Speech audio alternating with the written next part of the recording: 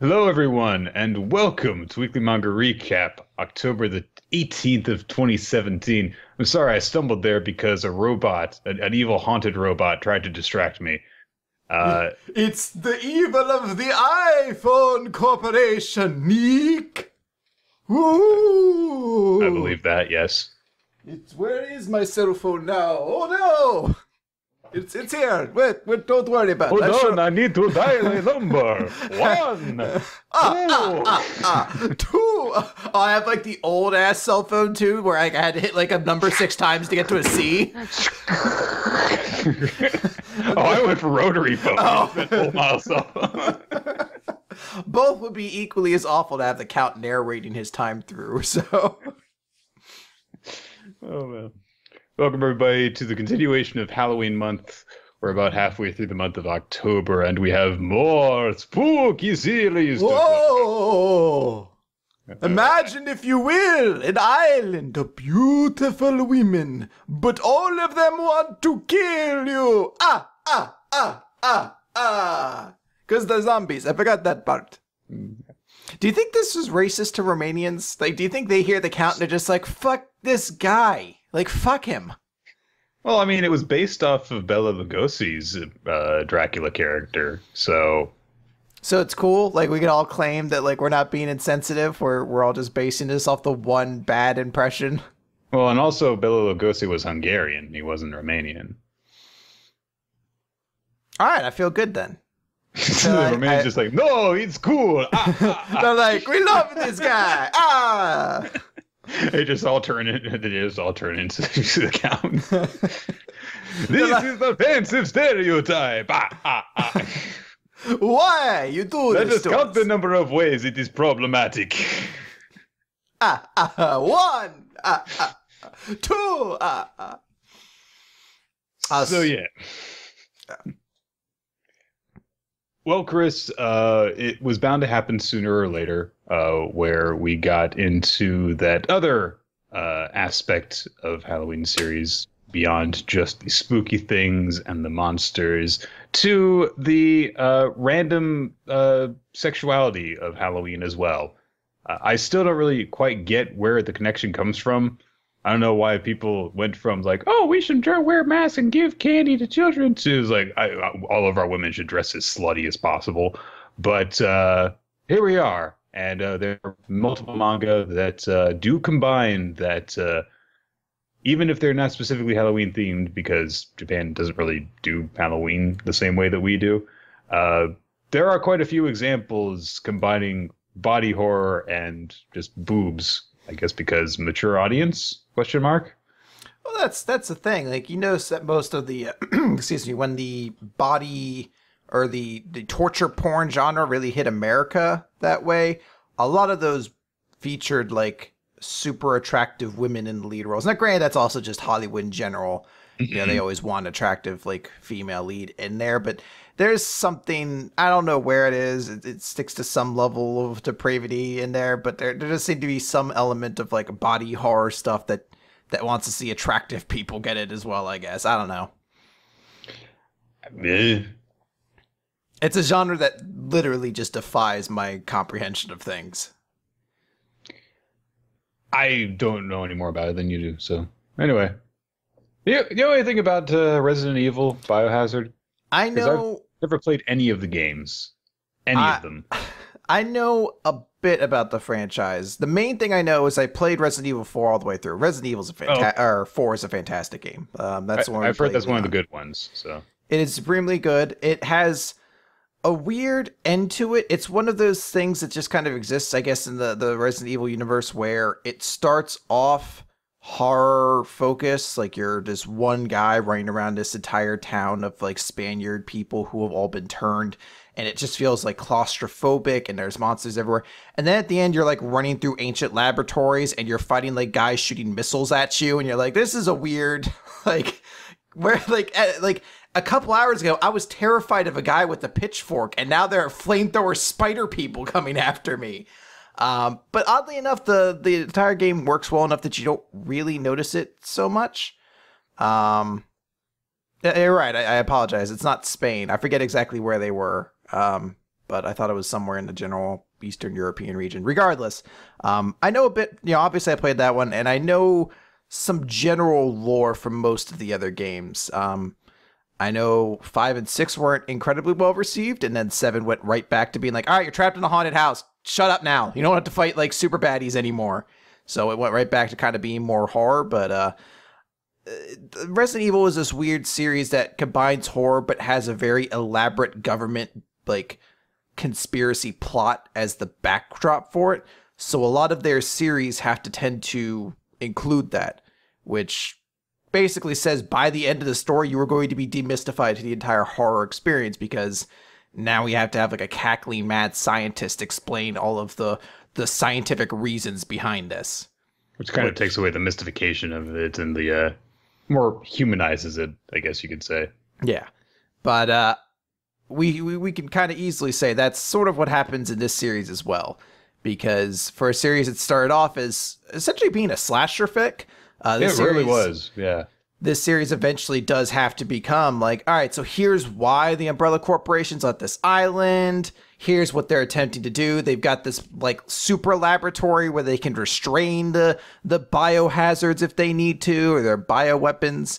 We can keep them locked down here, and there's a super spy element now coming into it. Also in a bikini. And, then we'll have soldiers come down and start killing these things. And I guess you can't, like, if you're a huge fan of the Resident Evil franchise, you're probably like, I like that, or you're at least like, I'm okay with that. But that is something, I guess, that maybe is unique about this sort of franchise to most other ones. It'd be like if a Friday the 13th movie always end with like a Freddy Krueger SWAT team task force showing up at the scene, and they're just like, nobody go to sleep, nobody go to sleep. All right, now we're gonna chloroform one person and just stick a bunch of knives on you, so that way if Freddy Krueger tries to attack you, he gets stabbed. All right, this always works. We're trained soldiers. Oh God, it's not working. He's gotten stronger. Like, it's just how those sort of things. And now he has all those knives. Oh, what fools we were. He shows up in somebody's dream, and instead of just like the one knife glove, he's got like knives hanging everywhere. He's got like knives for teeth. He's way less funny and clever when he can't really emote to that. Oh way, yeah, though. They took everything fun away from Freddy Krueger, and now you're You just just like replace it with sharp edges. now you just sit there like, oh man, this is just a fucking child pedophile with a sweater. I don't like this anymore. It's really kind of almost a best hits kind of series for all of those kind of horror movies that you could get. There is the slasher element. There's the, because, it's primarily a bunch of mostly naked women who are the victims. And there is a seemingly immortal guy in a mask stalking our heroes. There is more typical zombie elements of it with, just, everyone's getting infected, and there are people who hide their infections when they first discover them, and there's, for whatever reason, just one guy who's super good at fighting zombies, and there's no way of escaping because they're on an island, and all of their methods of transportation are disabled. All of their methods of communicating outside of the island are destroyed. And then there's a cult horror element too, because there's a weird kind of voodoo thing going on as well. I think we should explain what the premise of this is for everybody who maybe doesn't know.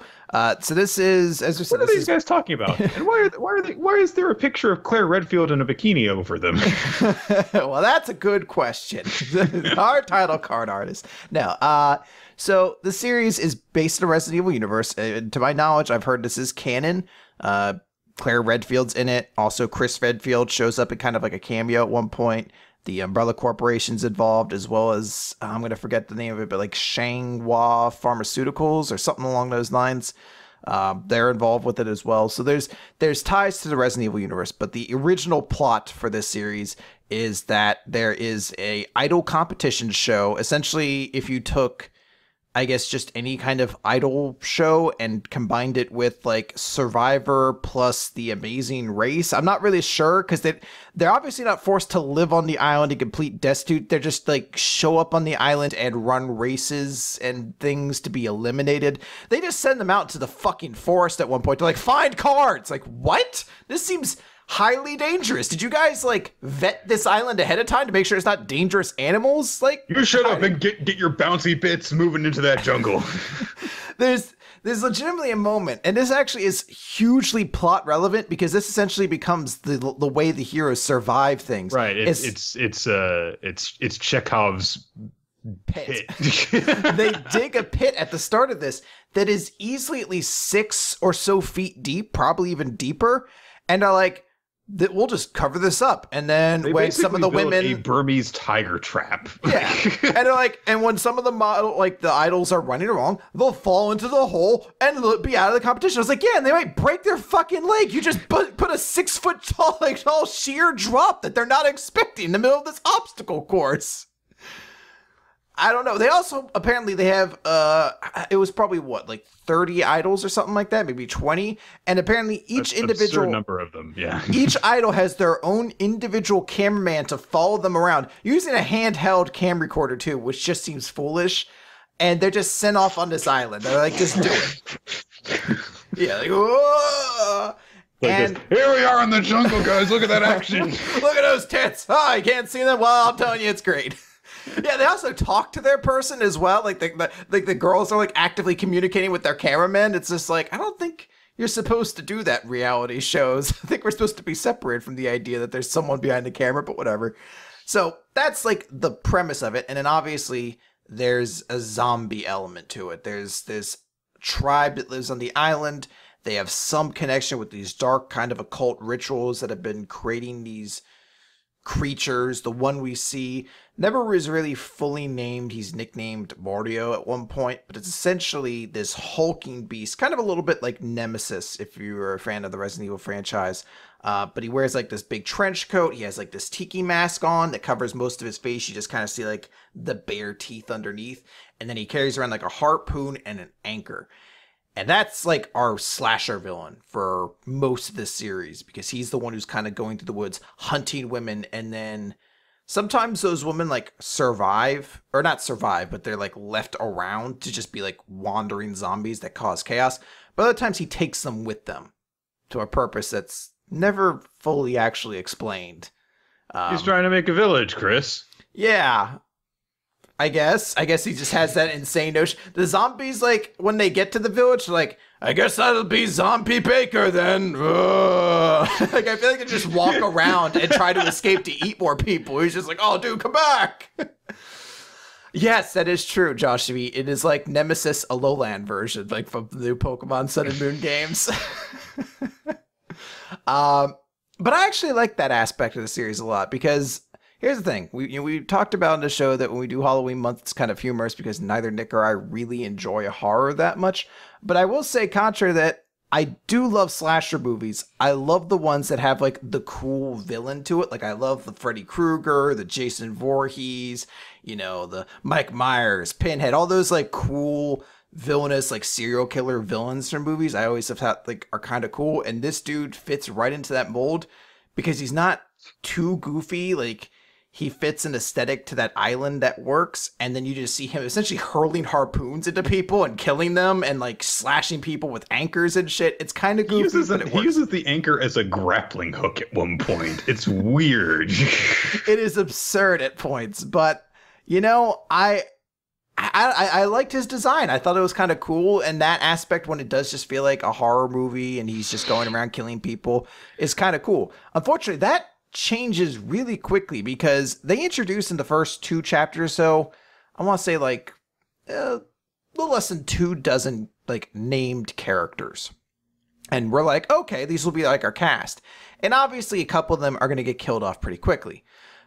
Like all of them get killed off very quickly. There's like a director on the island, a producer on the island, a comedian on the island. All of them are killed so quickly. The director I was stunned at how quickly he got killed and how unceremonious it was. It was just like him like, hey, what's going on out there? Why are you out there? Ah! And I'm like, why did we name this guy? Like, it's not like you needed a death. You killed like 3 other characters in this chapter. What's the point of the director?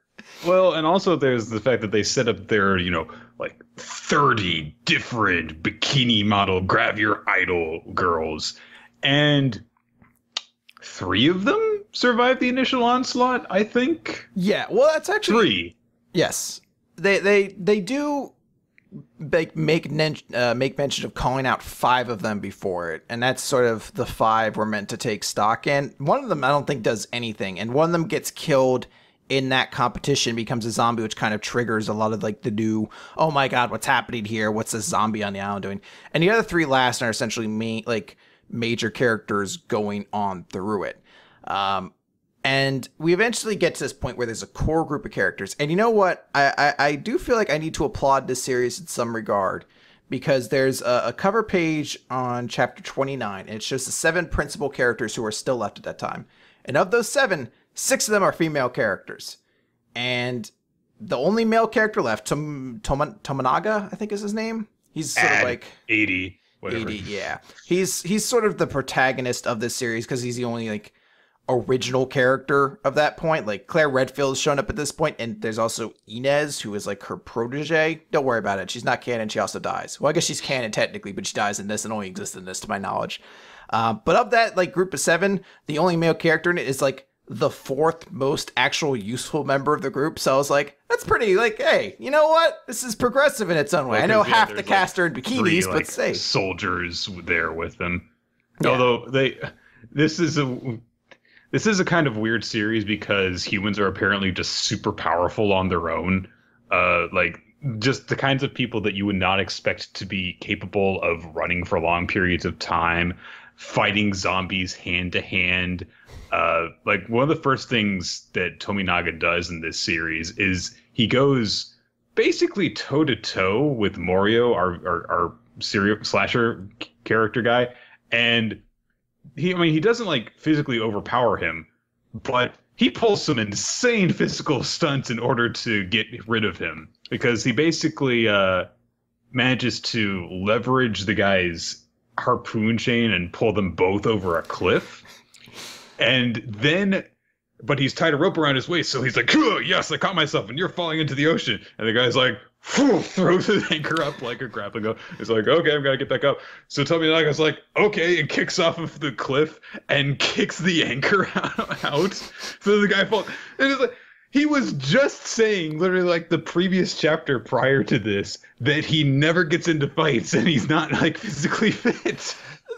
I don't know if it's just, I assume it's just bad writing, but there is an element that like Resident Evil exists in a world of like almost like superhero people. Like they're not actually superheroes. I don't think there's anything that's like reasonably meant to explain that like Leon Redfield, or not Redfield, Leon, whatever the fuck his last name is, or Chris Redfield, that's one.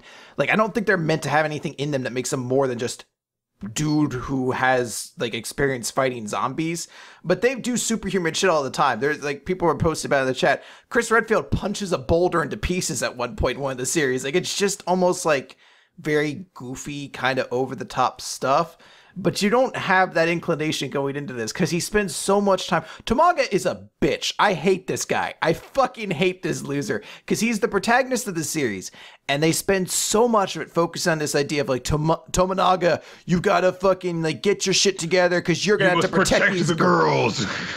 And it's like, he protects none of them, basically, for so much of the series. Hey, he protects one of them. Yeah, he protects the one he has a crush on, basically. And he gets hashtag doesn't feel to protect all of them. Yeah. He's like, what? I got so many people to protect. There's a point where the person who's telling him this. Not all of the women die. Yeah. He's telling us this from a guy called Brown, who is like somebody who just has experience fighting zombies.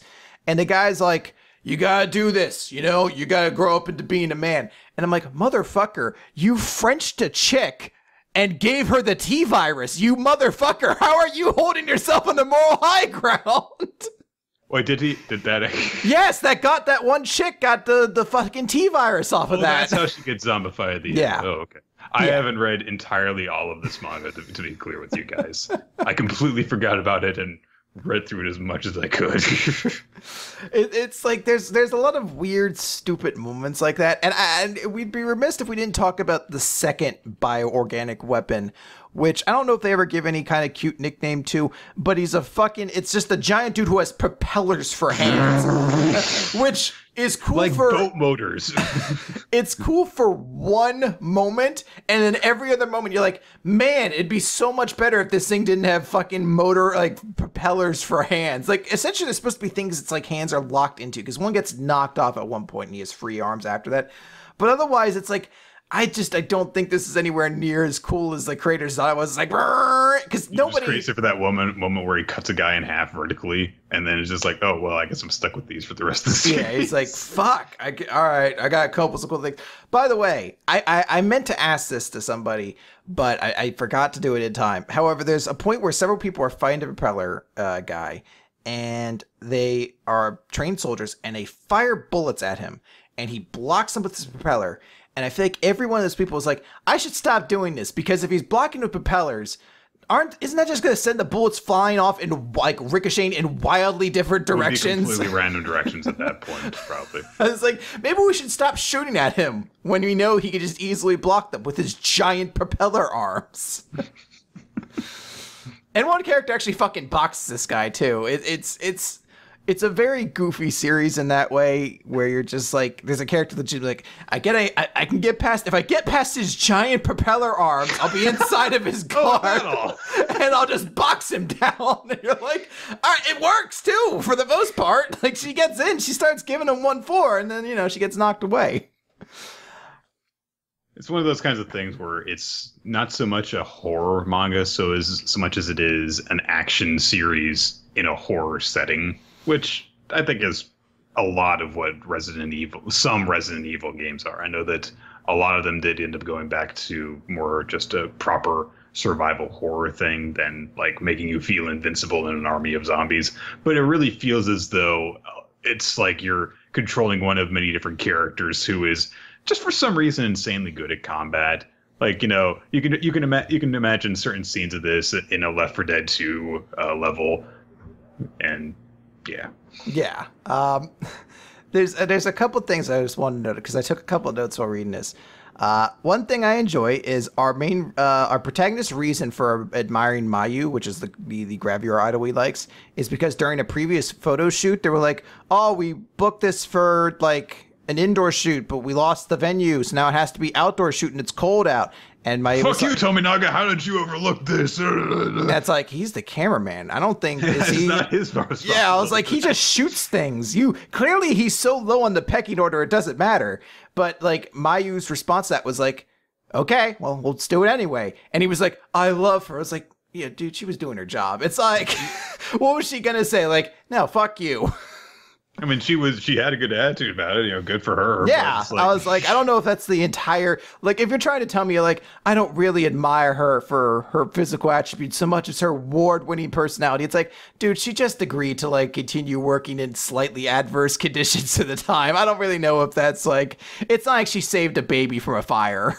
There is definitely a certain degree of wish fulfillment in this series, considering that Tominaga is the protagonist and one of the survivors, and roughly 10 chapters in, when Mayu was panicking, she basically says, like, if you protect me, then you can do whatever you want with me. And he's like, you don't need to promise me that. I will protect you anyway. And then at the end, they end up kissing and going on a date. Like, right, yeah, the nice guy won. Yay, he got the date with. He's also a big nerd, too. Yeah. You get that in there too, because he's also like, he has surprisingly good survival instincts, and it's just because he watched a lot of zombie movies. That's such a weird element of this. Is this a thing in the main Resident Evil series that people like reference zombie stuff? Because it's weird that you have a zombie outbreak in a universe and then you are referencing zombies. That's also. like the big Walking Dead thing is they'll never use the word zombie. So all because the it's characters... a world where knowledge of zombies does not exist prior to the zombie outbreak.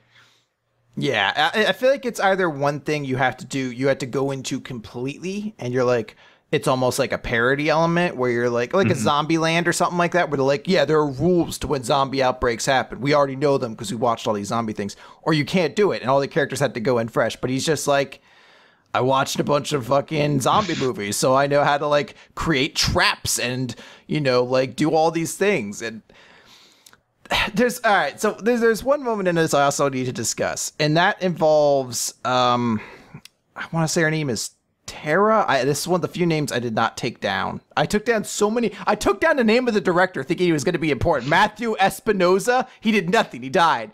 But it's the American Gravure model. I'm going to blank on her name. I'm just going to call her Tina at this point because I legitimately can't remember her name at this moment. She's the one who got Frenched. And Emily. There you go. So she got Frenched and had the T virus passed on to her, but it takes a long time before it actually comes up. So there was this big moment when Brown died. Basically, he was halfway through turning and slightly resisting it. I've never actually seen it where like literally half of their face has become like zombified. Like Yeah, and he's just like, do it. But Tomonaga couldn't at that moment. He had the gun up to him, and Brown's like, next time, like, you're going to have to do it with your own will, and basically pulls the trigger for Tomonaga and kills himself. So you're like, okay, there's going to be a point later on when Tomonaga is going to have to do this. And that happens with Emily. Emily finds out she's turning, runs away from the group, terrified of what's going to happen. Tomonaga finds her and she's like, I don't want to die alone. I don't want to die a monster. Please let me die as a human. So he puts the gun to her head, and that whole reference comes back, and he's like, all right, he has to put her down. But he's like, no, I'm not going to kill any one of my friends. So she runs off crying and gets turned into a zombie, who then, I guess, thankful that I still remember being a Gravure idol. I'm going to strike a sexy zombie pose to end the series. End this shot on my decaying corpse in a bikini. That's not it, Nick, because there's a thing that happens in between that. So there's a point then where Julie, who is another bikini model, who is also an international super spy. Is she the hip cocking girl? Yes. Yeah, the hip. She's the one. Every single time she shows up in frame, she's just like, Yeah, she's got her hip out, every one of them. And there's this moment where she's turned out to be evil, and she's basically holding the rest of the characters captive, and she's like ready to kill them. And she's like hanging Tomonaga over this giant chasm and just hitting him with a baseball bat in the fucking stomach because she's just evil like that. The bitch can kill people by poking their eyes out, as we found out earlier, but whatever. And out of fucking nowhere, I guess remembering her cause to, like, thankful to Tomonaga for letting her not die then and letting her live on, perhaps in time infinite as a zombie, Emily comes out of nowhere, zombie Emily, and like dive tackles Julie and like hurls her over the side and kills her, preventing her from killing the rest of the group. Although ultimately Julie just injects herself with this super zombie virus and becomes a monster. But like the fact that he didn't kill Emily is meant to be like a heroic thing. And it's like, no, you don't. She's never going back. There's never a cure in these things. She doesn't get saved. And as you said, the end of the series is like, she shows up on the beach, like still zombified and shit. You're like, so she's just another disaster waiting to happen? Like, that's so fucked up and sad. Tomonaga, you bitch. Just kill her. Help her out. It's very strange. You know what? I despite having some critical issues with the series, I think I still had fun reading it It's one of those things that I guess maybe doesn't take itself too seriously because there's so many monsters in it. Like, it's the only series where like the slasher villain's weakness is a rocket launcher. Like, it's never as simple as just like a really big artillery weapon. But that's what does the villains in this basically. And I second straight series this month that involves use of rocket launches as the ultimate solution in a zombie apocalypse. But that's what I like about it, I guess. Look, this isn't something that you read into for a lot of like deep, like critical thinking. It's not something like The Walking Dead even where you're like, well, there's like really interesting narrative characters. There's none in this. Like, everybody's either one note or no notes. There is no note to Mayu. She is just to grab your idol. Oh my God. I don't think she has a personality trait beyond that. She is just the thing to be protected, basically. Oh, she saved Tominaga at the end. Is that whatever? And, the slasher part of it, I think, is where I enjoy the series the most. There's a twist that actually comes out as to who, like, the person who was the slasher villain gets revealed, and it's incredibly, it's basically told to you immediately, like, 25 chapters in, and they just don't have the characters react to it until much, much later. When they had to be like, oh my God, it was this guy. And you're like, yeah, of course it was. It's the only other person you fucking referenced from this stupid village. There's no one else it could be. And, there's just moments of weird writing like that. Like, the producer of the island was also a super evil person who dies immediately. I don't know what he was going for. No. Here's the part that I really don't understand. Because you just said that Julie was a super spy too. Yes. There's a scene early on. It's just a little bit before you learn that the producer is actually a super evil spy who basically wants to go to where this zombie experiment was taking place so they can take control of it. But the scene that you see them prior to that is that they're hanging out on the cruise ship. And it's right before Morio goes on the ship and sabotages everything, allegedly. And so he's like, Julie, I need you to pose nude for me, because if you want to get some jobs in this world, you have to do this for people sometimes. Being the stereotypical creepy guy. And then it's revealed, oh, he's actually this evil super spy. And it's like, okay, so he was just being a creeper in that instance because he's evil. Fine. But then it's like, Julie was a super spy. Wait a second. And it's confusing because I don't know if he wasn't supposed to know that, because she makes mention of how she was just kind of using him. And yet there's a point when they're assaulting that temple where she literally runs up and just kills armed guards by finger poking them through the eye. Like, shink, shink, shink, shink. And you're just like, does he just think that's normal? Of course. All desperate underwear models can do that. I was like, for so long, It's why I needed to assert my control over her by having her pose topless. That way I could use her as the ultimate weapon. For so many times, I was like, is she not supposed... Because it takes a while before they reveal she's evil. And I was like, was she not super special and just killed armed guards by stabbing their eyes out unexpectedly? Or is they just waiting a long time for someone to actually be like, hey, Julie, it's kind of crazy what you did back there.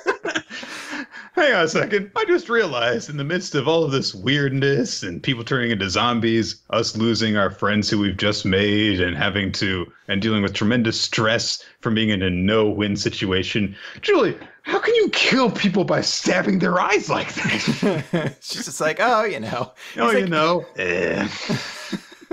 She's like, Julie, I kind of know something about you. You have a lot of like jumping around, super acrobatic, very Black Widow-ish style moves of taking people out. And Black Widow was a super spy. Are you a super spy? She's like, definitely not.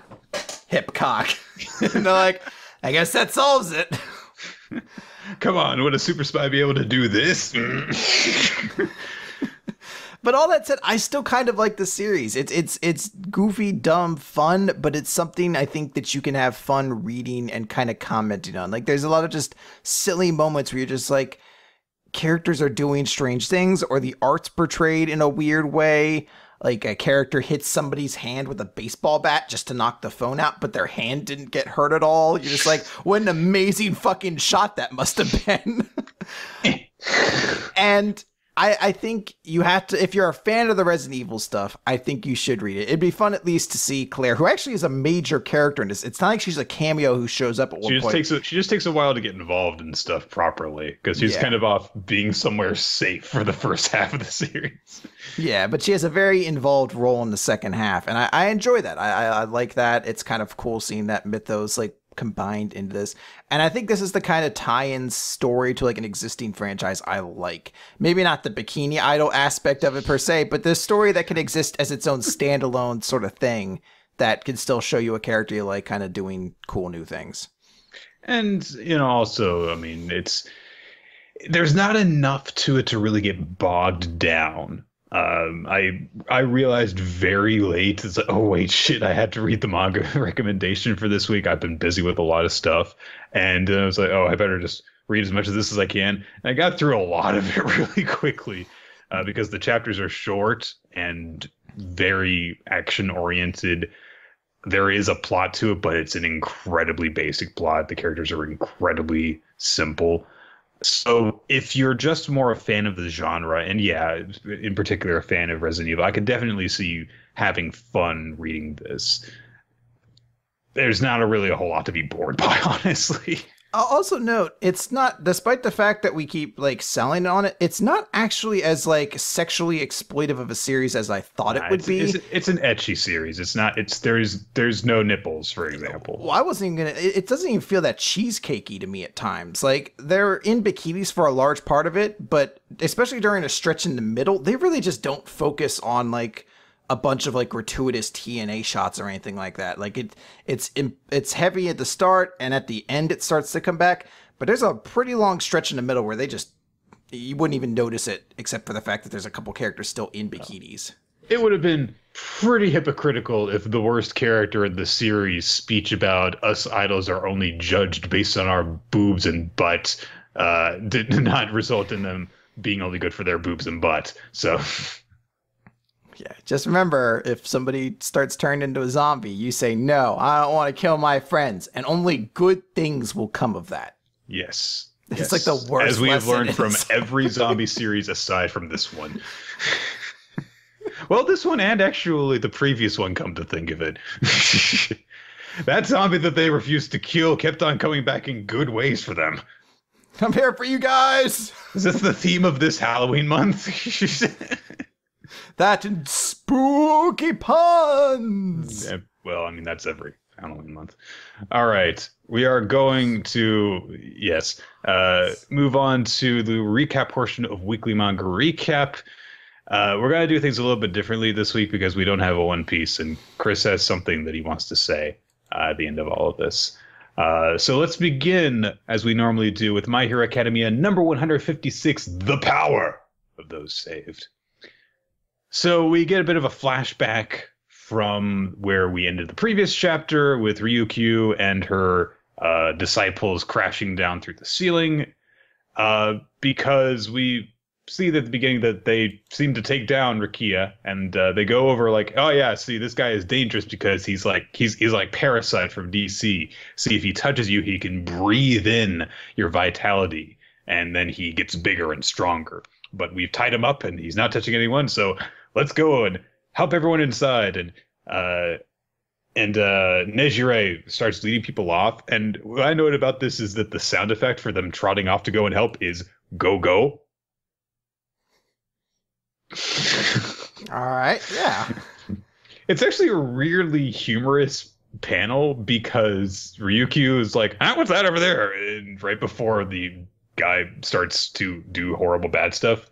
And it turns out that the side effect of his taking the drug booster is that he doesn't need to touch people in order to breathe in their vitality. He could just do it normally. So he's, breathing in the vitality of the guards surrounding them, as well as he also seems to get Suyu and Uraraka with it and starts smashing shit up again.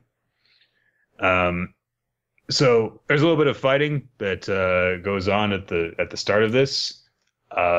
We get a proper explanation of Nejire's ability, which is wave motion, which is she can shoot shockwaves from her body, but They tend to corkscrew, making them really slow.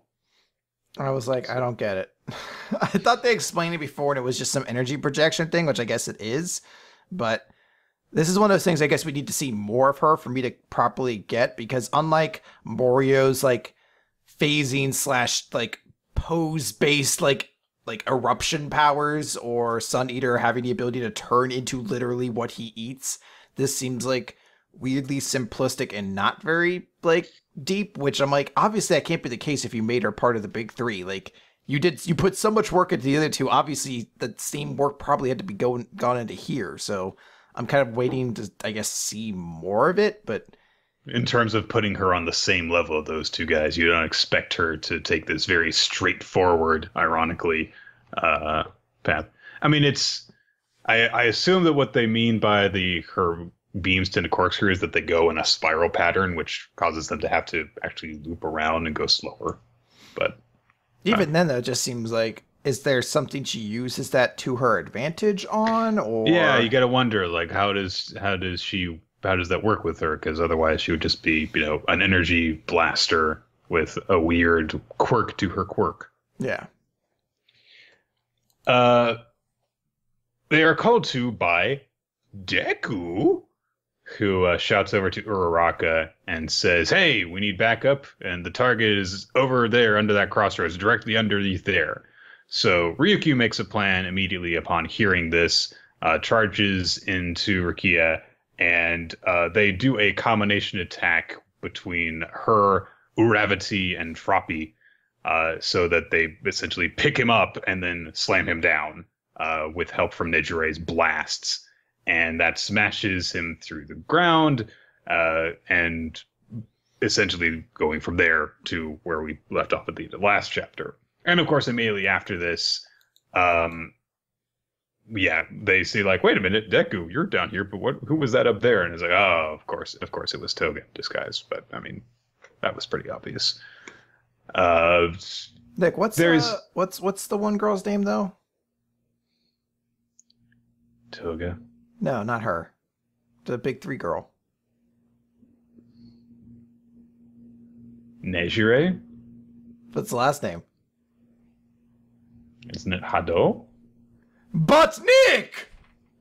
Don't you mean Nejire Daido? It doesn't even rhyme! It does when you do the big cape thing. Well, then anything works when you do the cape thing. It is 90% showmanship. It doesn't even make sense. Oh, there's an explanation that follows from here that I don't really get. Oh, okay. I gotcha. So, essentially what they established in this quick little panel is that Twice summoned a copy of Mr. Compress, and I guess he compressed the ground so that they could tunnel their way out. Yep. Okay. That's which is pretty crazy, like that he actually has the ability. I guess we already knew this, but I guess I just haven't realized before. He has the ability to just copy other people and like basically their quirks and everything too. I'm like, that's pretty awesome. Yeah. So yeah. That's how they end up doing that, and also how they ended up, because they actually dug a tunnel up through the ground, so that all that Ryukyu and company had to do was smash the street, and then they fell through the hole and up to there.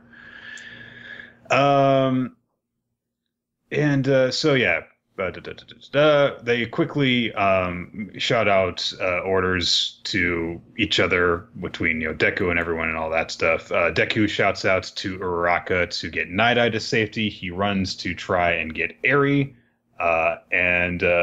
Chisaki is still being all evil and destructive and stuff. And he does a cool thing where he snatches Eri and then uses powers to just kind of earthbend himself onto a pillar to start going up through the hole. It's like, oh, there's an escape route. I'm going up there. And Deku, of course, refuses to give up. He leaps after them. And in a very kind of... Okay, I'm just going to go through this without I'll go through this in a little bit of detail, and then I think we'll talk about it because it's a little bit, I don't know, stunted, I think. So, among all of the gravel that's falling slash flying through the air as they're rising up, one of the bits of rock has Lemillion's cape on it. Somehow it was thrown into the air and got caught on this rock. I don't know. Eri snatches it as they're passing by it, and we get this narration as she remembers Lemillion saying heroes' capes are there to wrap up little girls in pain, and she thinks, and so the narration explains that she didn't reach out for it consciously, but all the same. Then there's a flashback to Overhaul speaking with the boss, and let's see, saying, hey, you remember her, right? Yeah, you had a falling out over her marriage and she left the family.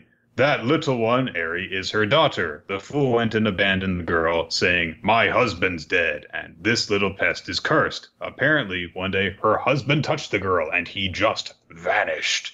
The power that manifests in her didn't resemble anything from either side of her family. It was a mutation, and not a curse. It's one of those rare things you hear about now and again. I'm not sure about the particulars or how she uses it. They say she ain't even aware of it, but she has the power to annihilate. It reminds me of you, Chisaki. While you're looking out for her, do a little research on her quirk. You're pretty good at that stuff. So they have similar quirks is the beginning explanation here. But in the course of his research, Chisaki discovered this is not restoring or healing that she's doing. It's something else entirely. It's a quirk that rewinds. And this is demonstrated as in the same moment that she snatches Lemillion's cape, Eri causes Nomio to split off from Overhaul, and now they're two people again. Then we get more narration that says, the first time she attempted to run, she realized there was no getting away from him. She soon gave up. She spent her days as a captive getting carved up. That terrifying power she didn't even know how to wield, she blamed herself for being born with such a thing. All she could do was accept her cursed fate. But Lemillion's actions caused something in her broken spirit to stir. It pained her to see her would-be saviors getting hurt. But these people wouldn't give up even if it killed them, allowing a new feeling to bloom inside her. The feeling of needing to be saved awakens her. So, the first time I read through this, it seemed very rushed to me. I don't know how you felt about this, but it was kind of just like, and this is what's going on right now, so there's a bit of a rush to it. I think what hurts this more is there's not a lot of time for us to understand what Eri's power actually is, because we've known Eri's power to do one thing to this point, and that is take heroes' quirks away when her blood is put into a bullet, essentially. So how she actually herself does it, we don't know. It was almost the idea like, oh, she just like naturally has a way to take powers away from people with some manner of permanency, and maybe it exists in her blood, and that's like, it's just a perpetual thing, and that's why it's there, or something like that. It's not entirely clear. But this chapter, it's like, no, her power is to rewind. And rewinding also somehow erased her dad from existence. And also, well, that makes sense. And also allowed her to, because the part that does make sense to me is like, oh, well, she reverses essentially Chisaki's combination. She unfuses him by rewinding him backwards. I'm like, okay, but how does that make it so her blood erases heroes' quirks? Because generally people I imagine that the explanation is going to be along the lines of it reverses the mutation. It's just, it seems weird because it's essentially like saying like her blood unconsciously can just do that to a certain extent and not also erase them from existence. Like, it's one of those things where I'm like, I have to just kind of like wrap around the potential plot holes that might be here and just accept them, because it feels like I don't understand what her quirk does anymore. I can grasp the concept of it, but if I like had to write it out in actuality, I definitely come to a point where I'm like, she does this, and then in parentheses be like, somehow. Like, I'd have to just like relinquish the fact that I can't fully explain all this anymore. I feel as though this might have been helped if there were no flashback to experimentation and conclusion of what her power does. And instead, we just got the whole, she had given up hope, but then when she saw the cape, all the same, those feelings were awakened inside of her. And then you see her do that to Chisaki and fall off of his shoulder. And that's it. You don't get like her quirk rewinds, because I think that having the explanation of the quirk and the explanation of what's going on in her head going on at the same time takes away from both, because there's a whole lot to process all at once together. I love the stuff about her reaching out and grabbing the cape. That's great. Jumping out. And I love that she broke Chisaki in this. Like, she slashed him in half and reverted him. I guess you could say you don't even need to have her, like, just say that she, like, something caused that.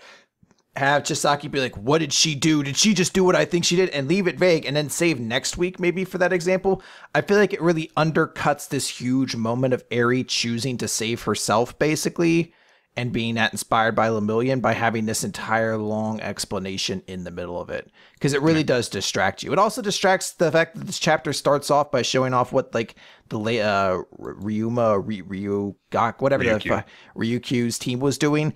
And it's like, is that going to have any relevance to this beyond it create a giant hole for Chisaki to escape out of? Like, that dude is still around. Like, I guess, was he just knocked out by getting smashed through the ground? Like, it seems like this is entirely irrelevant at this point. And we got this whole explanation for what fucking Nijire does and his quirk and how it advanced. It's just like, all this feels unnecessary. And just kind of detracts from what this chapter should have been. Eri, inspired by Lemillion and his cape, saves herself. And we call back to that whole what a hero's cape is for thing. All right. But Nick, don't yes, you Chris. mean Midori blah? Like a vampire would blah. Yeah, I get it. Yeah. I'm going to just write that down as a prop because you laughed, and that's good. All right. We don't have Astra again this week, which is making me sad, because it's we're getting up close to like 3 weeks without this now. Instead, we're going to just head straight on to Food Wars Shokugeki no Soma. And oh fuck, where are I? I should have actually scrolled to the chapter before. It's page 84 if you need it. I know, I'm getting there, guys. All right. It's chapter 235, The Alchemist of Gourmet. Look at how happy Azon looks with that percentage. Just like, hey! I made food! Fuck yourselves! He should be extending that middle finger instead. Oh, yeah.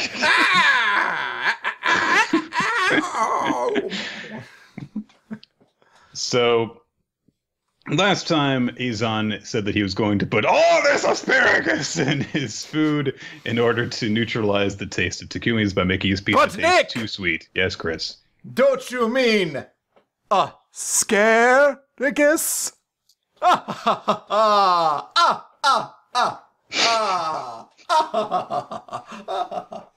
we're good. You can tell that one. That's fine. Sweet. Yes. 2 props. 1 prop. Two props. So everyone in the cage is like, oh no, it's going to ruin Takumi's pizza. Wait a minute, Nick. Everyone's saying it's not asparagus, it's artichokes. But guys, don't you mean artigos? The fact that you had to make that recovery is pretty impressive. You can transfer that one. You can transfer that one. I gave a new one. So, I like that Momo is making a note of the fact that, hey, you know, I know that you're trying to make sure that you ruin that guy's pizza and stuff, but if you mess up the taste of my dessert, you're going to be really sorry. I like that there's that emphasis on the fact that the Central is composed of talented individuals, whereas the trio, the first year trio that they've got going off, they're all about teamwork and compatibility and working together. And it seems like even with just that little hint, there's the possibility of, oh, well, maybe Central's going to screw themselves over by stepping on each other's toes. So we have the judges start tasting Azon's dish while everyone else is still cooking. Man, he really cranked that one out quickly, didn't he? It's like, artichokes require no work whatsoever. I just cooked chop them up. I cooked a bunch of that I did this in order to screw over Takumi, and also because I'm lazy. He's like, I wanted to get back to playing my fucking Simpsons tapped out game. Just see him on the side like, ooh, Homer, you saucy little minx. And yes, I will buy 10 trillion donuts. Thank you. My donut empire. You know what? He does seem like the asshole who would play like Clash of Clans, and he has like a whole monopoly in that game that he uses to like make more money somehow. He's just like, I figured out like EVE Online. He's like, I actually make money playing EVE Online. Like, fuck this guy. Sorry, Nick. Yeah, so the judges are impressed by this. We get the flat top judge is like, so good. You know, okay, there's the whole thing where, oh yeah, Zazon is the alchemist. That's his whole deal. Soma has a taste of his dish as well. I guess he's just got time in between the super important cooking match to go be like, oh, nice. And as he tastes it, he has his clothes are melting off kind of thing. We get a pretty long explanation of the way that the artichokes work in terms of how they enhance flavor. And basically what it means is that you've got the cyanurine on your tongue.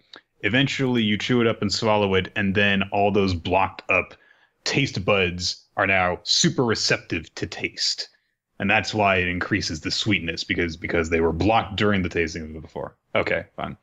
Also, Alice is explaining all of this, and then as she's finishing up her explanation, for some reason, she like has Kurokiba help her take her coat off. Okay. Yeah, she's hot in that. Well, no, it's because she must have put on the lab she went coat to do the big explanation while wearing a lab coat, and then she's actually taking. Where did the lab coat come from then? It just, it's there. I love that little like. I have to look super official while I'm giving the super smart explanation. Okay, now she's like, I'm a scientist now, but I don't want it on all the time. Kirk, even take my coat off. He's like, yeah, I guess this is what I'm here for. Okay, I'm somehow happier with that explanation than just like, okay, we'll randomly take my cut off. It's like, no, it's because she produced it, right? Ishiki is like, oh yes, this whole thing that Eizan did deserves compliments because of the experience that he has built up. I'm sure that skill, along with his egotistical determination to secure ever greater personal profit, that caught Azami Nakiri's attention. And we do get a cool little flashback from there of apparently what Eizan just does in his spare time, which is just pitting restaurants against each other in order to profit himself. He's such a fuck. I love this dude because he's like, there's just one guy who's like, my entire company is ruined. And then Eizan like walks up like, I'll help you out. And he's just like, thank you. And like fucking Azami has to come over and be like, why did you do that? He's like, because I get more money. Like, there's nothing I care about. I will rise as many fucking corpses from the ashes as long as it makes me money. And there's also he's the cooking equivalent of a war profiteer. Just understand that. Pretty much, yeah. He gives an explanation of how he basically did the same thing for this restaurant that he's doing to Takumi, where he's like, oh yeah, that free samples that we gave out, they were rich in this one chemical, which made them want to buy this stuff and didn't want to go to that one store. So, hey, you're in trouble. I'll help you out. And yeah, then someone who's there is just like, you just finished crushing them, and then you turn around and offer to help them with a smile on your face. Oh, you make it sound like that's a bad thing. Oh, I just acquired another wonderful business partner. What could be better than that? Dimples. So, yeah, and then there's the whole, it's like, oh, there's the reason you called the alchemist. And then we get the super fan service of this side of the match. I'm sure that there will be at least 2, 3. I'm gonna put the over/under on 3 more. Ooh. No, over/under's on 2. It's got to be on 2. Ooh, okay. So if there's more, the over/under is on 2. No, over/under is on 2.5 because I think that it's possible that there could be 2. Over/under is on 2.5. If you guys want to make bets on how many more super fan service examples there will be in this round of the competition, there's 5 more, so that means that there have to be at least half as many also cause people to get like super orgasmic beyond this one.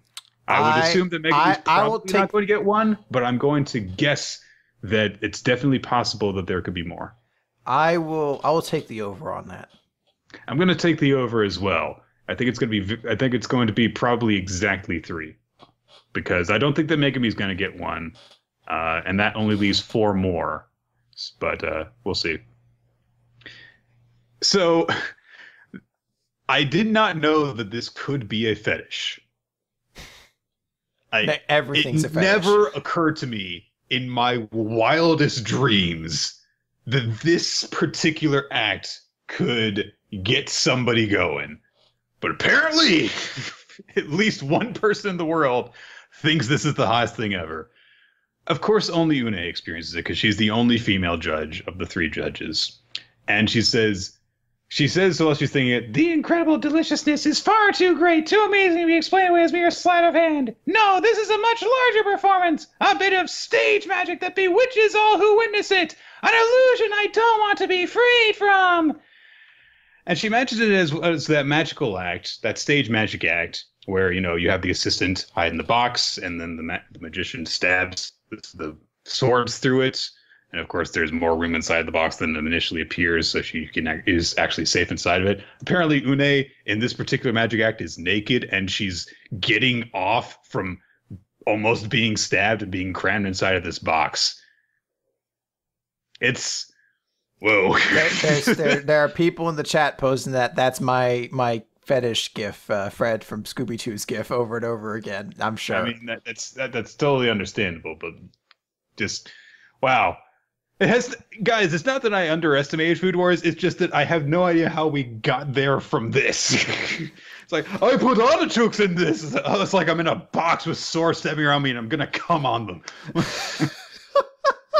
How do you get from point A to point B? Well, they do kind of paint Azon as being this magician, this alchemist, so I can get it from connection. I do get that, but alchemy is not the same thing as stage magic, though. Well, I guess what would be the other option? He's just like, it'd be like a shot of him, like, I don't know, like tearing off her arm or shoving her into a suit of armor. I don't really know what you do for that. How do you? Maybe he's turning her into gold with the Midas touch, and she's also naked. I don't know. That is true. You know what? Izon has to win because they need to use that one in the future. All right, so that's Takumi's dish is apparently done baking in the oven, and Azon is mocking him. He's like, "Oh, what's with the long face? Ah, I know. Should we ask the judges to drink some water real quick? Wash some of that cyanide off their tongues?" And all the people in the cage are like, "Yeah, do that! Make them chug a gallon!" It's like, that's what the villain said. You're not supposed to agree with him. He's mocking you. He's mocking you. Oh, and there's a weird note here that says, "Not necessary. The judges needn't do so if they don't wish to." And this is something that people were bringing up, being very upset about as we went over the whole Signery explanation, which was like, judges are supposed to cleanse their palates in between dishes so that they can judge them fairly. It's like, yes, in reality, that is true. This is Food Wars. Let them have their shonen sports thing go on. Let the villains cheat, essentially. Let Azon put down his very specific counter-trap combo that should not work in the game, but it does in this case. Yeah. Crush card. Yeah. That one did not actually end up being nearly as good in later versions of the game. That seemed like the ultimate super card when it first came out, and then it's just like, well, no, there's like a billion other ways you can summon powerful monsters that get around the crush card, so don't worry about it. Anyway. Takumi says in response to this, "They don't have to. I'm still going to win." And everyone's like, "Huh?" And he's taking the pizza out, and they're like, "What is that?" He's like, "Oops, I was supposed to put it in for the 5 minutes. I put it in for the 50. It's very burnt now. Oh, the mamma mia! With the increased sweetness, it actually tastes pretty good. It's pretty good. I love the texture. I fucking love burned to shit food. It's so good." Crunch. The woman's like, "I have a fetish for burnt food." Ah, and it's just her like naked, surrounded by the Wicker Man flames. Like, it's so I love Nicolas Cage. He's amazing. They put the bees on him. Oh my god. It's her with the bee mask on, naked, orgasm face. He's like, not the bees. Oh.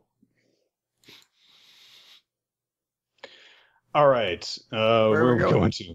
What are we doing next? It's Dr. Stone? Do we do Boruto next? Oh yes, you're right. We should do Boruto next. That was a thing this week. All right. We haven't visited this one since, last month. It's Boruto number 17, Ow, which references a very minor character from Naruto in a suddenly important role. But we'll get to that. We see Phantom of the Opera guy from Evil Villain Group on the color page. He's like, look at how awesome my mask is. And I'm like, nah. Sweet beard, though. It's pretty cool. So the primary thing going on, I have to note one thing that because we saw Konohamaru like investigate like that crashed blimp in the previous chapter to recover something. Apparently a guy that he was with is dead now or is very close to dead. I don't know who attacked him because the guy was apparently just like, "Hah! You can leave now instead of recovering the thing in the crash." Bye. Fuck you, glasses guy. I like that Konohamaru's way of getting the data is to use this scroll flash drive. My Ninja Scroll USB stick. Click. So I'm like, why wouldn't you just think it's not as though the Magic Scroll produces a USB? It's look like you just made a USB in the shape of one. Why wouldn't you make it smaller? He's like, oh. Did you ask Batman why he doesn't shape his batarangs more conveniently? They're shaped like bats for a branding reason, fucko. These are Ninja Scroll USBs. These sell like hotcakes. So we get Team Boruto in for a meeting with Sasuke and Shikamaru and Naruto. But Nick! Don't we mean Konohama Boo? No. Fuck you. All right? They can't all be winners. All right? You've been pretty good this episode, so no, you were due for a bad one. Anyway, so I guess that since nepotism, Boruto just gets called into meetings with the Hokage a whole bunch for minor missions. Okay. So in order to escort this artificial hand that Naruto was testing out in that sparring match he had with Boruto, they're just sending Boruto and company on this. It's like, I don't know, this experimental ninja tech. Don't you want to, put more experience? No, just level C mission. Okay. All right.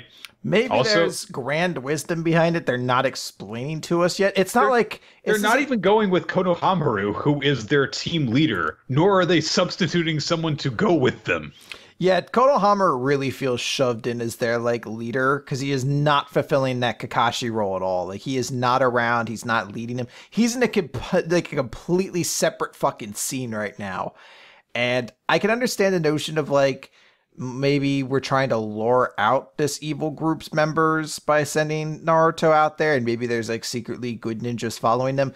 But this doesn't feel at all like that Zabuza sort of scene where they were like, we sent you off on this mission. We had no idea though about the Zabuza involvement in it, and we did not realize it was going to be a much higher ranked mission than we thought it was. This isn't just something we mistakenly they were just escorting some guy. Yeah. That was it. This one, it's deliberately, here's a very precious artifact of very dangerous power that we're going to lock in a briefcase and hand to the three of you kids. You fucking 10-year-olds at this point. You're not even tuning yet. You're fucking getting still. So, good luck. I don't think you should do this.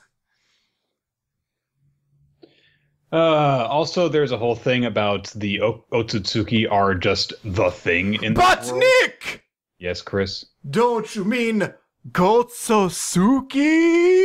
So spooky!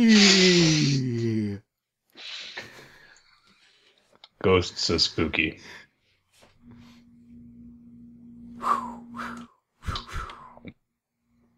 All right. So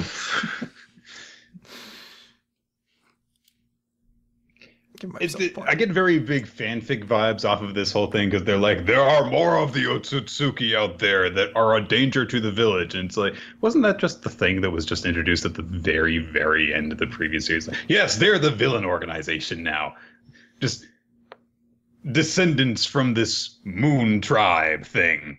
I don't know. They seem to be like getting mined for a lot of after the end stuff for Naruto. It seems like it's like this is the one idea that wasn't completely closed from Akatsuki because we decided Orochimaru is a good guy. Anyway, they're like, oh, they're the danger or whatever. Katasuke, the scientist guy who gave Boruto the ninja jutsu replicating thing, he is going with them on this mission to escort the artificial hand thing. Boruto is upset about it because he's like, I'm super against using ninja tech weapons now. And Naruto's like, you know, the only reason that we banned that and why you were disqualified from that exam is because it was meant to specifically test your skills as a ninja without using them. We're still going to use every tool that we have in our availability. I hate them! Okay. So, that's their mission. They're going on a train to take Katasuke and the artificial hand to somewhere else. And Boruto bitches around about it, moping for a while before agreeing to go. And we get such wonderful lines from Sarada as, yeesh, he's such a dork. There's a cool... I'm so glad that this is a monthly series, because if this were weekly, the chapter would have ended on Naruto being like, no, I don't want to go. And then there would have been another fucking chapter of him having to be convinced to go before they would have actually finally gotten to the point of this fucking chapter, which happens all on that train. Yeah, like, there is so much superfluous nonsense during this shit where they have to, like, convince Naruto to go. And look, there's a complicated issue here, because you could actually say that this argument goes further than the scientific ninja tool. You could almost argue this is like a discussion about guns, because it's very much of a thing of like, do guns have a purpose in this world? And it's a complicated issue of like, should this weapon that's very powerful be used by everyone else?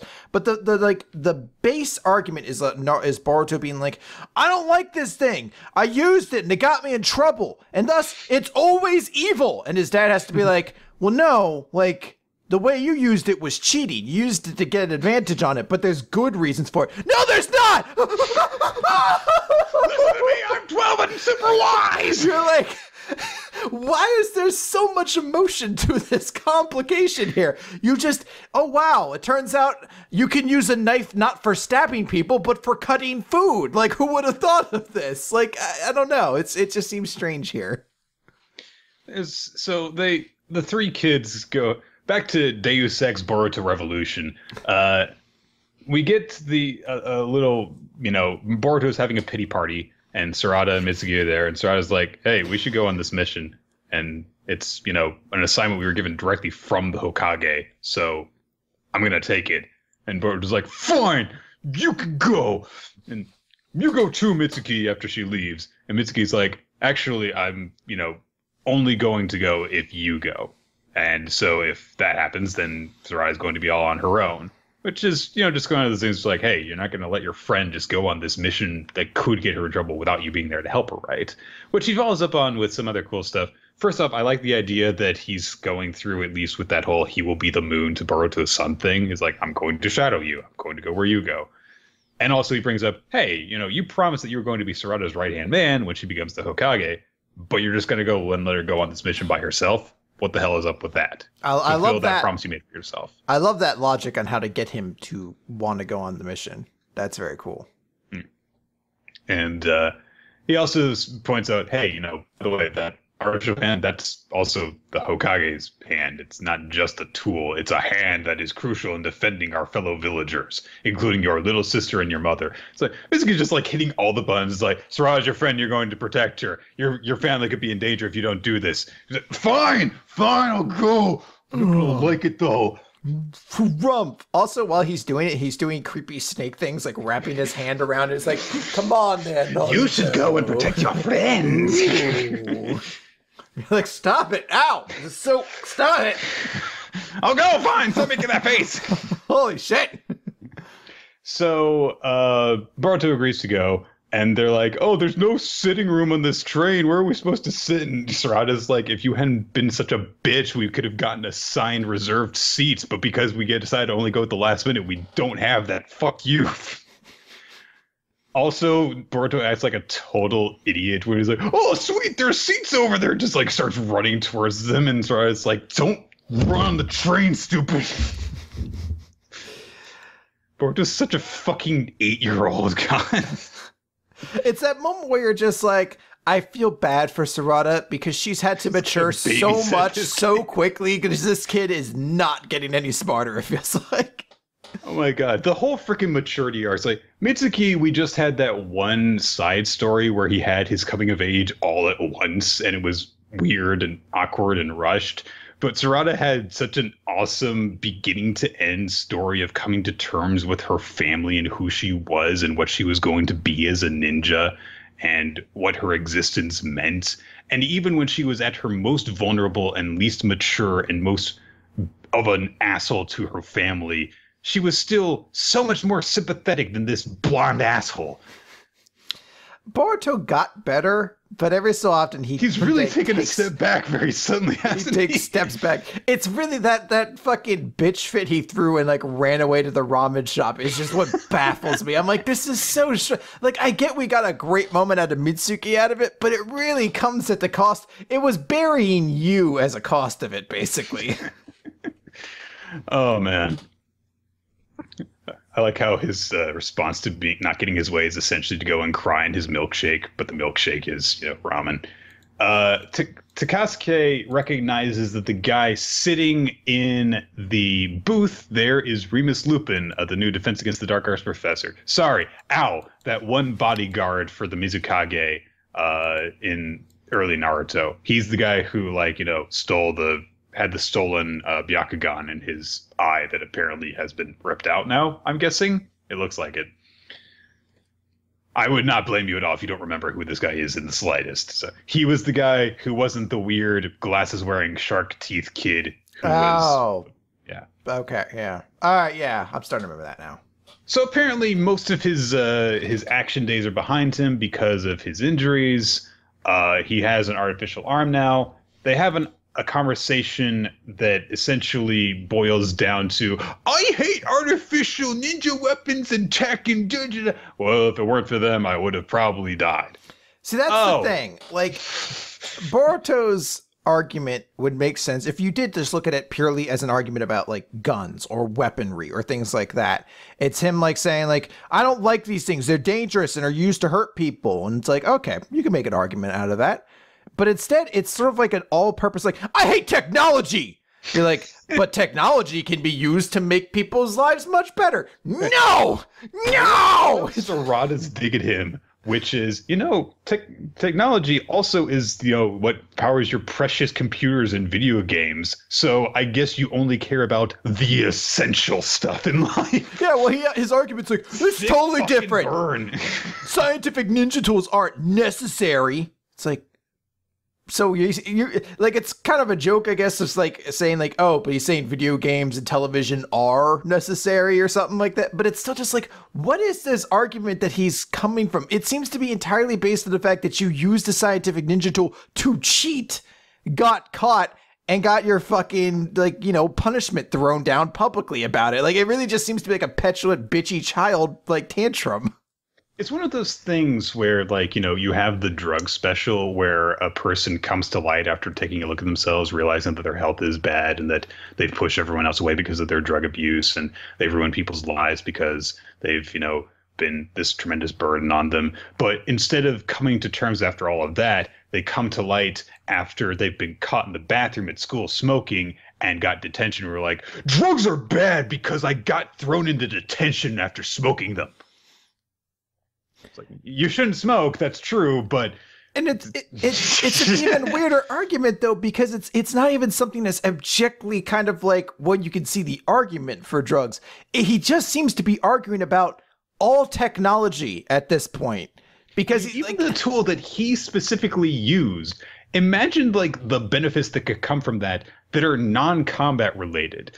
Because there's healing jutsu too. What if you use it to store healing jutsu? It would revolutionize the way that medical technology worked, because in any given emergency situation, people could be carrying around this hand device on their wrist that you could then pull and heal someone from a grievous injury.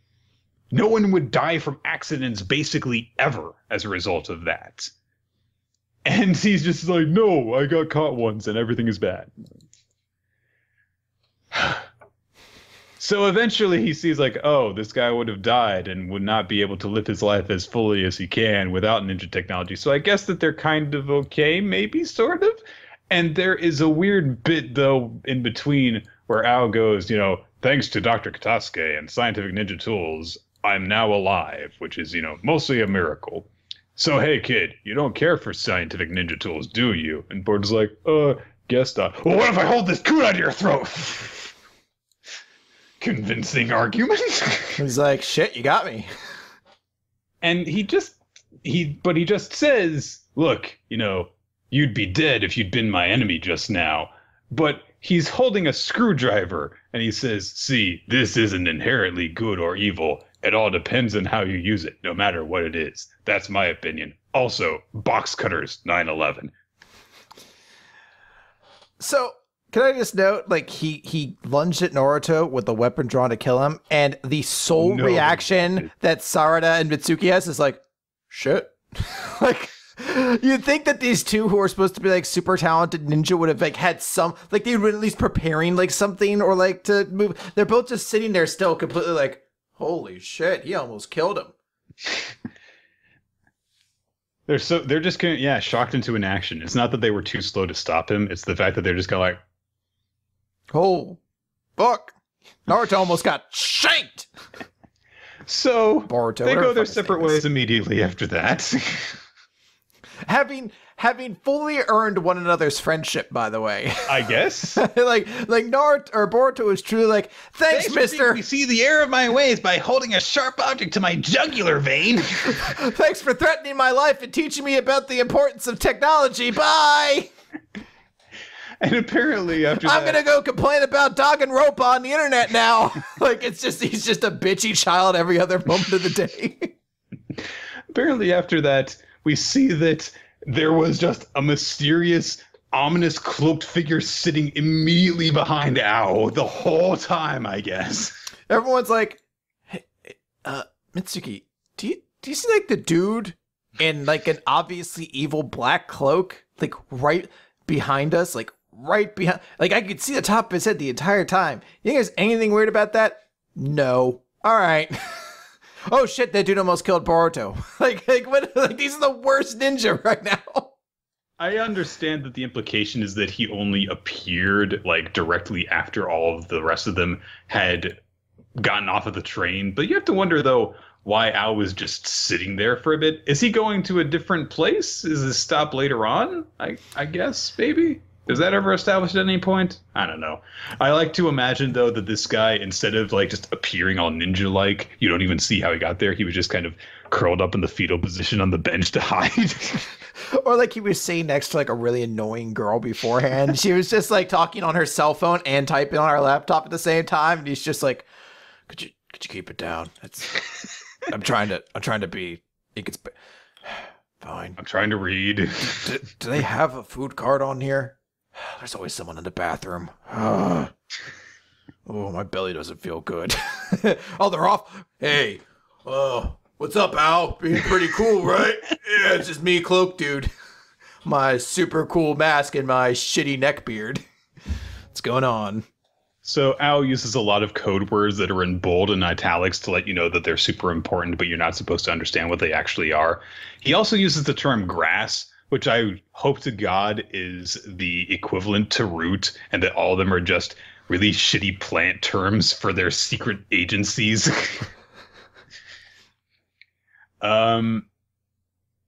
He uses also terms like inner and outer and stuff. And also, I have a crate here on the floor. Necessary intel and weapons. Feel free to use them. The mission elders clean up. Also, the likes of you may not require either. And I was like, I'm getting too old for this. My first actual combat in 16 years. And I believe the implication is supposed to be that he is supposed to retrieve the ninja tech thing, because the final page is a split panel between him and Boruto being like, he was such a good guy. I want to see him again soon to ask him all sorts of stuff.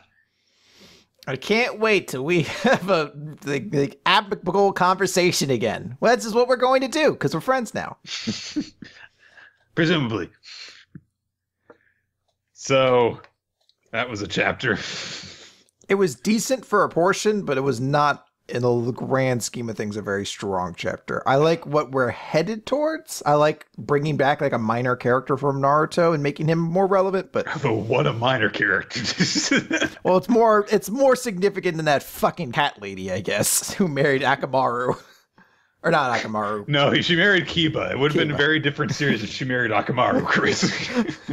Do you take this woman to be your lawfully wedded wife? Oh, yes, I do. Kiba's just like, what the fuck? I completely misread this woman's intentions while we were having those dates. What? Yeah, Akamaru's coming. It's a weird question to ask, but of course, he's my faithful partner, so he'll come along with me on all our dates. You seem really happy to hear that. Okay, see you soon. I don't know if the restaurant serves dog treats. I guess we'll have to see. Do you think Akamaru will actually sit and eat with us? You insist he does. Okay. What's that? You want me to be at the end of the table? Well, okay. You keep asking me to go up and get drinks, but we have a waiter. Like, he's supposed to come by and give us those. All right, I guess I'll get up and get them for you. Every time I get back, you're like smoothing down your hair. Like, what's that about? Okay. So, Dr. Stone next. Okay. But Nick! But Chris. Don't you mean Dr. Frankenstone? Blah! Yeah, okay. Yeah. All right. Yeah, I get that. Yes! 5 points. 1, 2, 3, 4, 5 points. I believe that we have established that we are counting these differently, so, but whatever. I'm not telling 79 points! That's a new record! Z equals 31 friends have each other's backs. With an interesting cover page of Kohaku and Chrome and Senku all posing around a giant-ass tree. I do like that it's kind of meant to be this whole, like, oh, it's, Crow and Senku back to back, but also there's just Kohaku up there just chilling out in the branches. It's like, I climbed up here. I'm action girl. Anyway, at the end of the last chapter, Senku said to Chrome that he's going to teach him everything that he knows about science in the case that he dies when they go to retrieve the sulfuric acid, because he doesn't want both scientists in the world to die. And should that happen, all of science would be lost to humanity. Chrome gets very shonen about this. He just gets this determined look in his eyes, and he's like, fuck that! No, going anyway. Also, there is more manly friendship teasing that happens prior to this, where, Chrome's like, oh, no, you can't just, doesn't mean your successor. That's bad luck. He's like, oh, you're such a sweetheart. Okay. The true romance of this series, despite all the implications of who is going to marry Ruri. Could it be Chrome? Could it be Senku? No. They're saving themselves for each other, clearly. Obviously. Also, and I can't get the page to load that I'm trying to get to. Literally, I go past it and that page loads, but no, I can't get this one. Fine. I had that issue with a page of the Promised Neverland this week. Let's all send emails to Jeff and yell at him. Why isn't it working? So Chrome makes quite the face. It's like, which means I'm not inheriting anything like this, because essentially what your plan is it's okay if my friend dies, and then that means and if that's the case, then I'm not going to help you out with this. I'm not going to go along with this, because then that means that you're going to just sacrifice yourself, essentially. So, too bad. This means that you have to come back, because if you die here, then science does stop. So you have to come back alive. 10 billion %, you, Senku. And we get a flashback from Kohaku's perspective, because during this whole conversation, I'm not sure if it was if we actually made sure to know it last time, but Kohaku's listening in. She's constantly listening in on everything, apparently, that these two get up to. And this is actually a very, surprisingly, a Kohaku chapter, actually. All the stuff with this, how are we going to go about getting the aspects and stuff, is really just a backdrop to get some very important information about her. Because the chief, her father, says, hey, your mother's dead, and there's the shamaness, and this is the duty of the shamaness. They have the 100 tales, 100 stories filled with all manner of knowledge. Without fail, they've been passed down through generations in this village. And apparently those stories include Pokemon and Hokuto no Ken. I hope this is a fucking, like, a foreshadowing to the fact that the 100 tales are all just fucking manga from out time. I will lose my shit in excitement if that's what it turns out to be, because that is such a dope idea for a shonen manga series that, like, in the future, the greatest knowledge we have is from these books. So let me tell you the tale of One Piece. It doesn't end for some reason. It just stops abruptly. But let me tell you the tale of the boys from Bakuman. They're just like, sir, what's a manga? Oh, these guys are kind of sexist, aren't they? Shut up! Shut up and go back and train for that tournament where if you win, you get to marry my daughter. Unfortunately, one of the surviving stories was a robot. I will say I don't recognize what series is supposed to be the girl with bunny ears and sword riding a pterodactyl. Clearly, it's Battle Bunny Ribbon from League of Legends, Nick. Riding the turtle from Finding Only Nemo. She survived. Yeah. Actually, that's the twist. The 100's tales are just the backstories of 100 different League of Legends champions. Or they're just bad fan fictions. That's what survived. He's like, now let us tell you the tale of a world trigger to my heart and backdoor part 4.5 hashtag the awakening. She's like, sir, this seems so inappropriate. Recap. Oh, man. So, yeah, the chieftain's like, do you understand, Kohaku? Ruri's body will not last much longer, and we cannot allow the 100 tales to be lost. You are in good health, so you will inherit the role of shamaness from Ruri. And Kohaku immediately said, I'm not inheriting anything, because that's not if that's the case, because that means it's okay if my sister dies. That's the plan then, so I'm not going to go along with it. And she ran away from there. And essentially Kohaku's logic is, if I ever become qualified to be shamaness, then my sister, somber as she is, won't have that reason to live for. So even if father hates me, it's for the best. I'll be the wild, untamable daughter, the furthest thing from a good candidate for a shamaness. I will carry this hot spring water to her 1,000 times, 10,000 times, whatever it takes. I'll heal my big sister Ruri. And this paints her in an entirely different light than we understood her before. It was always just that she was this wild, untamable child that completely didn't fit in with the village and, eventually took things one step too far and got expelled after bringing Senku home, basically. And now we see that that's because she just loves her sister and needed to do this, or felt that she did. And it's cool that we see this because it makes perfect sense why she thinks of it in this case. It's because that's the exact same thing that Chrome is doing. And it shows a number of different things. It shows Kohaku's resolve.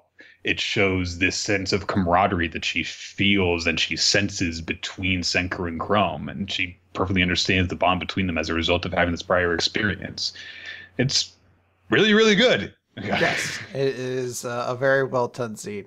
The symmetry between the two scenes was a little heavy-handed, but I still really enjoy the way they basically framed this chapter as one thing, and then we're like, oh wait, no, it's about it's maybe have one less completely identical parallel on the conversation come up. But I do love just how it all came together and yeah, framed this chapter as like it's Senku versus Chrome, but then like yeah, it's also going to be actually all about Kohaku for a large portion. So Chrome proposes an alternate solution because he's saying like, look, you're telling me to stay at home just to stay safe, but clearly you're just trying to protect me. Well, no, I'm not your kid, jerk. And Senku says, no, my reasoning is completely rational because we've got the gas masks and stuff, but we only have them working theoretically. We have no way of testing them. And hey, I know everything better than anyone else here about the gas mask, so our odds are best if I am the only one going, and that is it. And Chrome says, no, that's bullshit. We should have 2 scientists on the scene acting as a tag team. Oh, are they going to go for the titles, Chris? They need a good tag team name. What would it be? Science rules now. Like the Bill Nye. That's like they had the Bill Nye clip at the start. Bill Nye's their manager. He's like, Science I don't rules. really know anything about wrestling, but let me tell you guys something that's really cool. Every fucking tag match they have gets into a Bill chant. Bill, Bill, Bill, Bill, Bill, Bill. They completely forget about the tag team. Bill Nye goes on to have the best career out of all of them. He's world champion by the end of it. Chrome is just like, why did you choose this guy as our manager? And Seku's like, he's my hero. He made science fun. I thought he just liked science in general.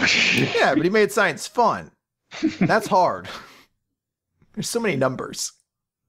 So yeah, Chrome proposes the alternate strategy of, hey, we'll have the 2 most knowledgeable of us go together. That way, if one of us gets in trouble, the other one can try and rescue them. And Seku's like, well, yeah, but then the worst case is the gas will kill us both. And he says, though, in reality, this is not going to increase our chances very much, though, if we do this. It would be like a microscopic amount. But Chrome just counters by saying, hey, Taiju and Yuzuriha, those 2, right? They snuck into the Tsukasa Empire as spies. And I'm pretty sure they're risking their lives by doing that. But you trust them and they trust you back. It's the same with us. As long as we're actually friends with neither looking down on the other, I'm just protecting you. Get out of here with that crap and tell me what I really want to hear. And Senku's like, all right, fine. Let's make another freaking gas mask, Chrome. You're putting your life in my hands. And then we get one final big badass shot of the 2 of them together. I'm not sure if they're facing each other or if they actually did get up next to each other and go.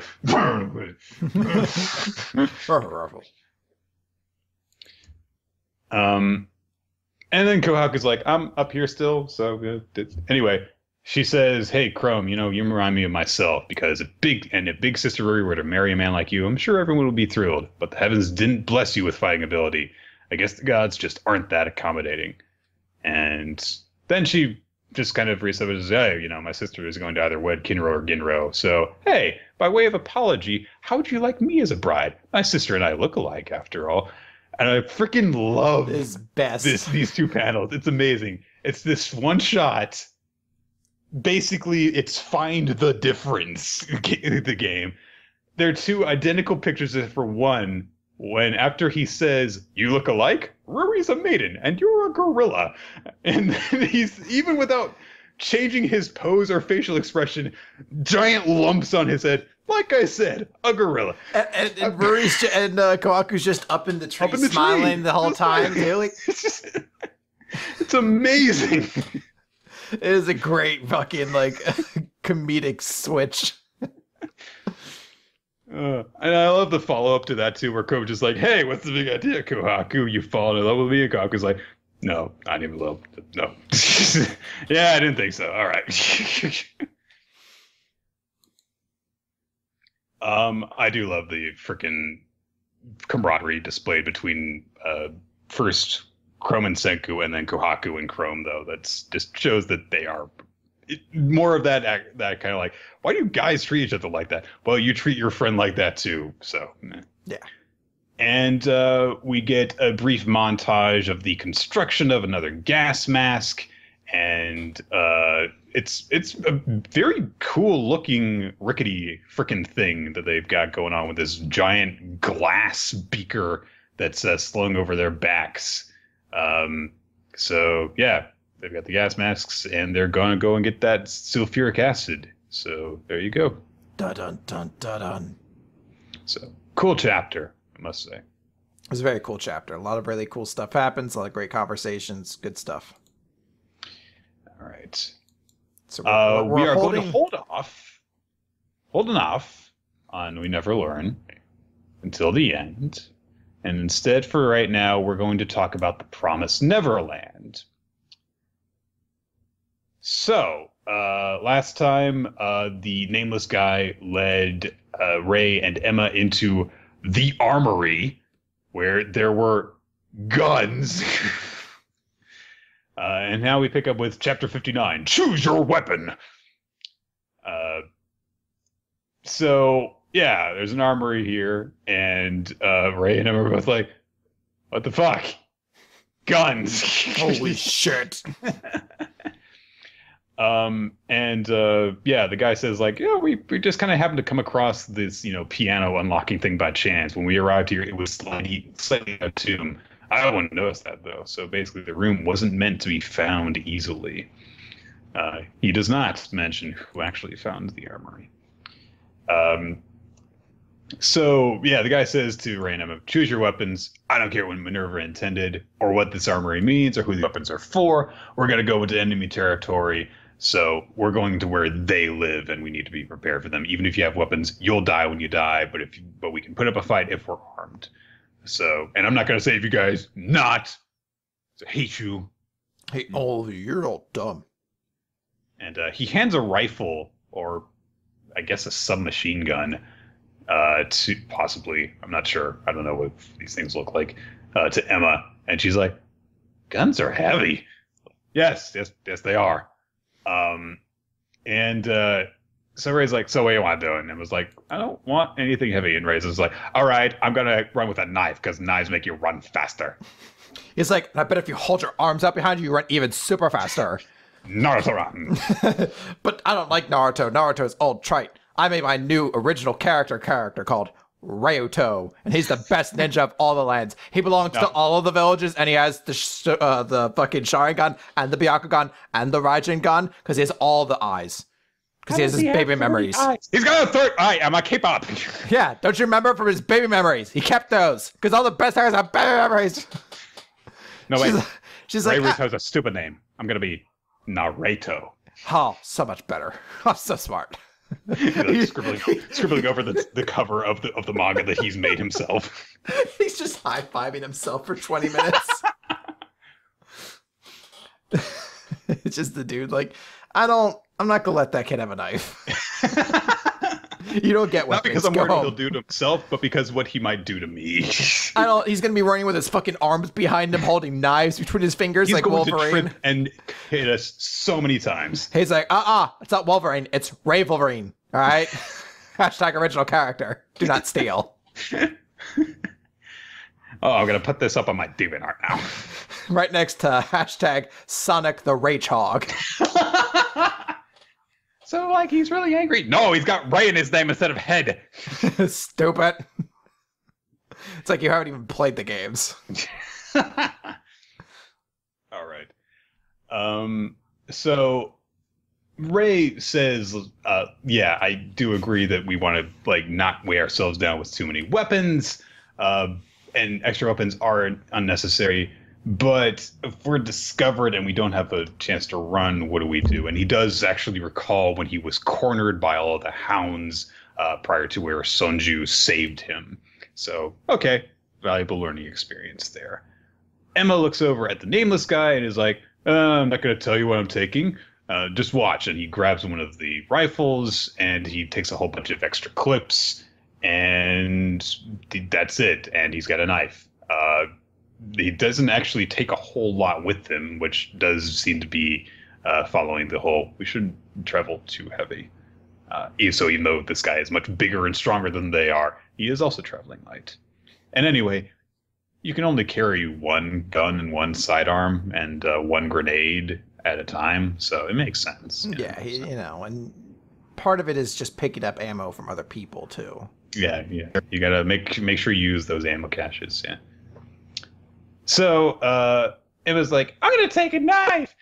And there's a very sudden little comic relief moment where she's like, I thought about taking this one, but I don't think I'd be able to use it. And it's just like next to a freaking rocket launcher. Rocket launchers are the theme of this month more than freaking any horror element is. But Nick! Yes, Chris. Don't you mean bazooka?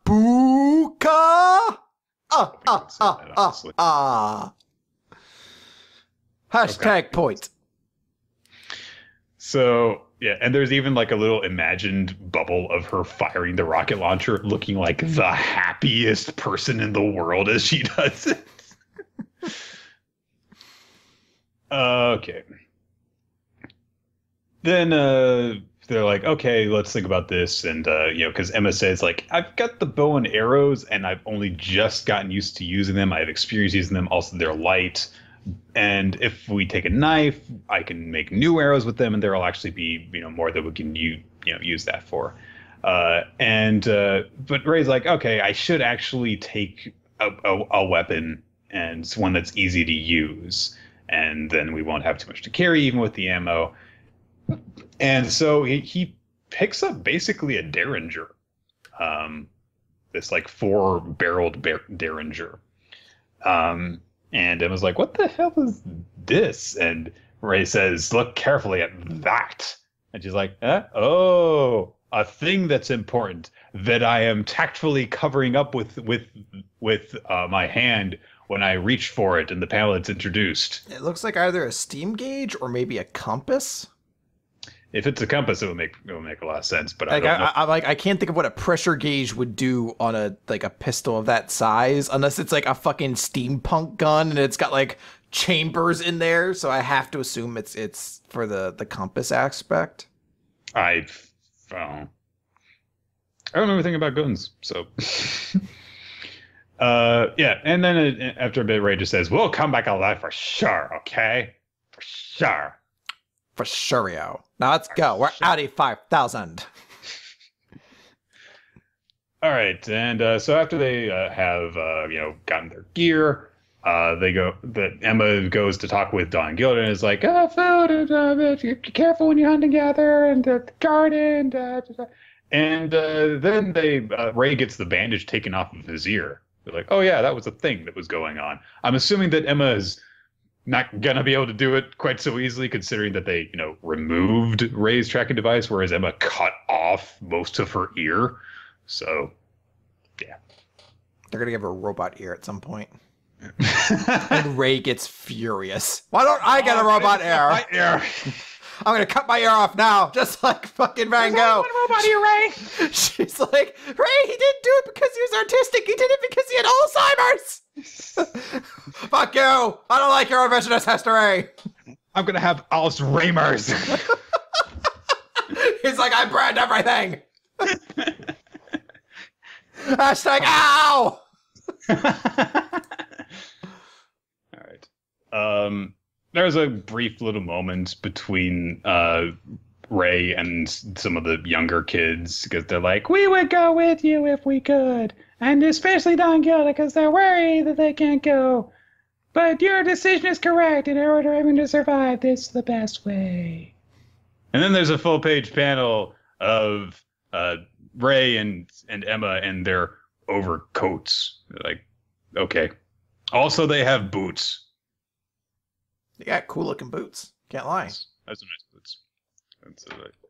All the kids jump on Emma and are like, nah, we have to say goodbye again. And Nameless Guy is like, I hate children.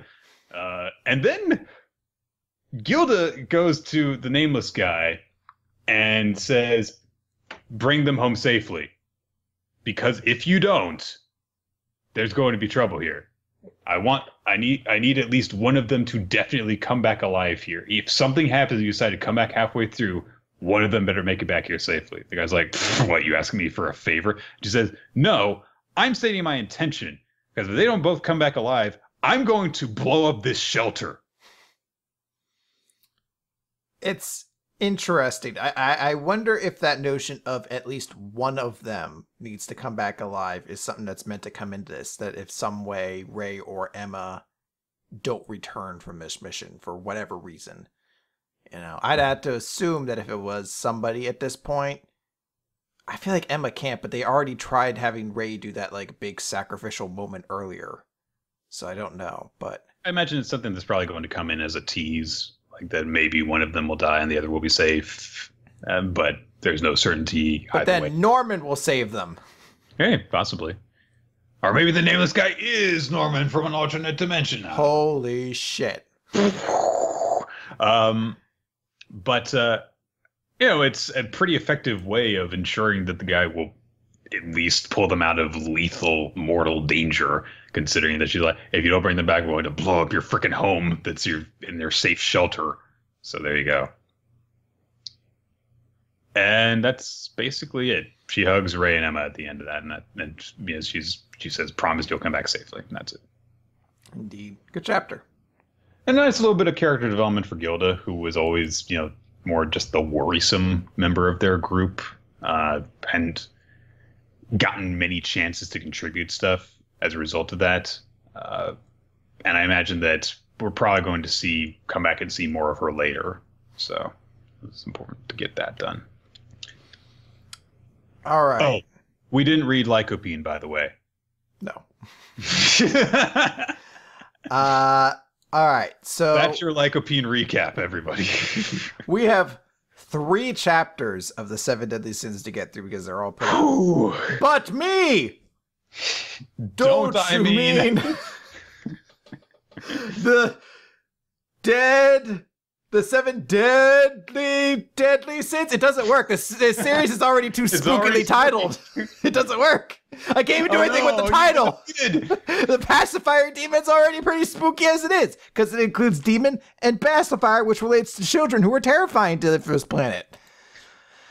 So we're just got to recap it normally, I guess. All right. So remember, Chandler, the evilest demon of them all, has gone after fucking Melodious. I can't believe his name's Chandler. the pacifier demon, Chandler. Could I be any more horrifying? He's like, are you guys done? Not dying yet? Thanks. And essentially he goes after Elizabeth, and I'm going to have to abridge a lot of this because, again, there's 3 chapters. We don't have time for this. He just counters immediately Merlin's box because he taught Melodious full counter, so he knows it. He does that. Merlin tries to fight back, and he absolute cancels her, basically, and cancels the magic seal that reveals herself to what she truly is, and she's a young girl. Like, I guess it's tough to tell. She looks like she'd be 4 size-wise, but this is a manga, so maybe she's meant to be like 8. But essentially the idea that, like, her original form is like 8 years old, maybe. I don't know if we've had the full context for why Merlin's backstory is still kind of a secret, but Merlin's stuck as a child's body. But before he could just like snap this young girl in half, basically, Diane reaches in. Well, he also says that she is someone's daughter. So. Yeah. Braylon's, I guess. That might be like a Merlin thing. I don't know that much about Arthurian legend, so that may be a connection I'm not getting. But Diane runs in, or reaches in, grabs Elizabeth and Melodious, gets them out of there, and basically the fight then becomes those 3 characters from before fighting up against Chandler. It's fucking funny to even just say that. And Chandler is a fucking beast. He immediately is like microscopic and turns Diane not just normal sized, but into a teeny tiny person. And she's also naked because obviously her armor doesn't fit her anymore. clothes shrunk off of her. Duh. They try to do that. It's nighttime now because demons are strongest in night. And that also means it's when Escanar is at his absolute weakness. You can see him in bed and he's just like shriveled old man. So Escanar is no help right now. Merlin's no help because she's a child and maybe that also canceled her magic. If nothing else, she's just not involved in this fight. And it's the 3 of them trying to survive against this guy who immediately just starts the fight by casting Meteor. He's just like, oh, Meteor! Dun, dun, dun, dun, dun, dun, dun, dun, dun, dun. Well, he also does something really important, which is that he makes sure that they are in the freaking dead of night so that Escanor is completely weak. So. Yeah. So the just starts by casting Meteor that just starts fucking wrecking shop immediately. It even hits... I forget Hawk's big, like the Mama Hawk one. Is it just called Hawk Mama? Okay, there you go. Even looks like it hits Hawk Mama a little bit there. But out of that rises King and Gowther saying, I never guess I'd be combining powers with you. And we see the 2 of them are preparing for a big combo arrow attack, which kind of works, but doesn't. Essentially, they fire it off first and use a fake arrow as an illusion for him to attack or to full counter. Then a real arrow behind that, which hurts him, but doesn't beat him. And he comes back and basically knocks away King. He just like sort of like King sees a bunch of like minor demons showing up and he's like, oh, I'll just blast these guys away. And Gowther's like, you stupid fucker. Because that gets full countered and just ravages King. And then he puts this hold, Chandler puts this hold mark on Gowther, basically being like, I'm the highest ranking demon here with your contract of darkness. You need to obey me and stay out of this fight. And that's where Gowther is. He makes mention if he tries to betray this mark, he'll basically be broken by the damage it'll do to him. Diane continues to like protect Elizabeth by using her heavy metal skill, turning her body into complete steel. So even though she's tiny, she's like a little tiny jumping naked shield, essentially. Which is pretty cool. And then Chandler is like, whoa, that technique of the giants where they turn their bodies into inorganic metal. I always got rid of it with this Crimson Requiem. Could I be any more scary? And he says, I'm going to melt you into soup. And there's just this wave of acid, I guess, that he like kind of like sends out at them, which would have killed them if not for Bond showing up and grabbing the characters. Yeah, that was a cool moment for Bond to show up. And he's just like, everyone keeps getting in my way. Fairies, and then it was giants. Who's it going to be this time? And he's like, a human, you got a problem with that? He's like, I have many problems with that, sir.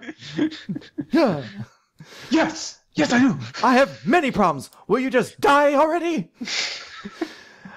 But then he prepares another attack and he finds that arrow attack didn't just break the shield he was using. It also affected his spirit in a small way. So people are starting to fight back against him, but it's not enough to fully take him down, as we find out in this last chapter as he's preparing his ultimate mega kind of like comeback super kill you all move. So he continues using that's exactly what it's called, in fact, yeah. Yeah, he's using his Hatred Blade first, which I love. That's a great Hatred Blade! Chandler uses Hatred Blade. And he full counters essentially all the abilities that King's trying to use to defeat him.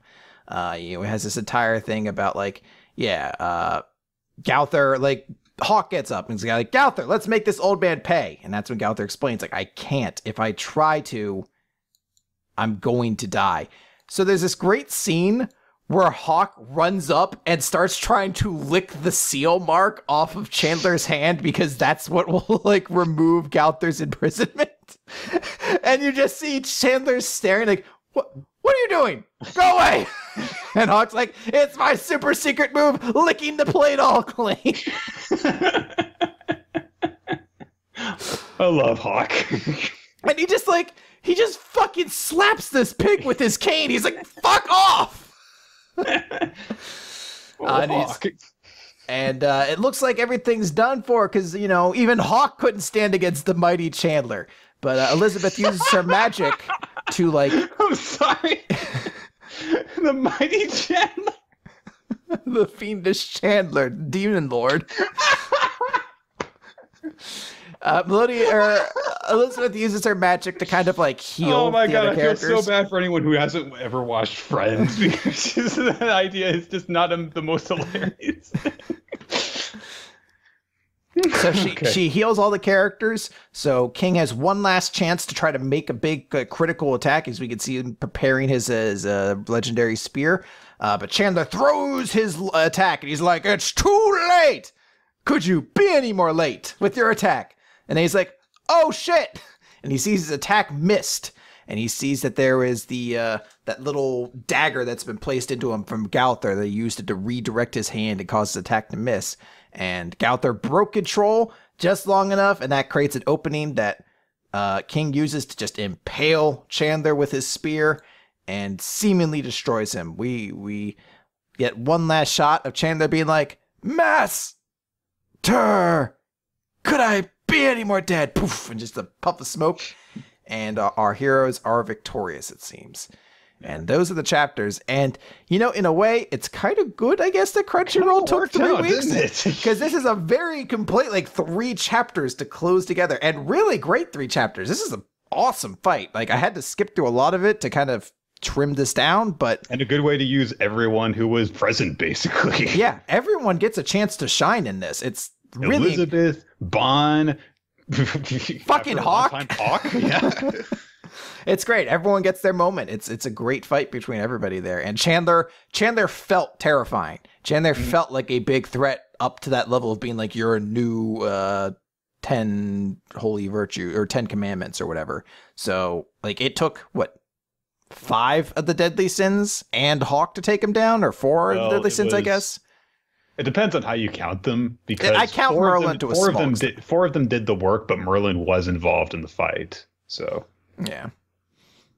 So yeah, it took at least half of the 7 deadly sins to take one guy down. So it puts you into scope of what's going to happen when the guy who's not named Chandler maybe has to go against them.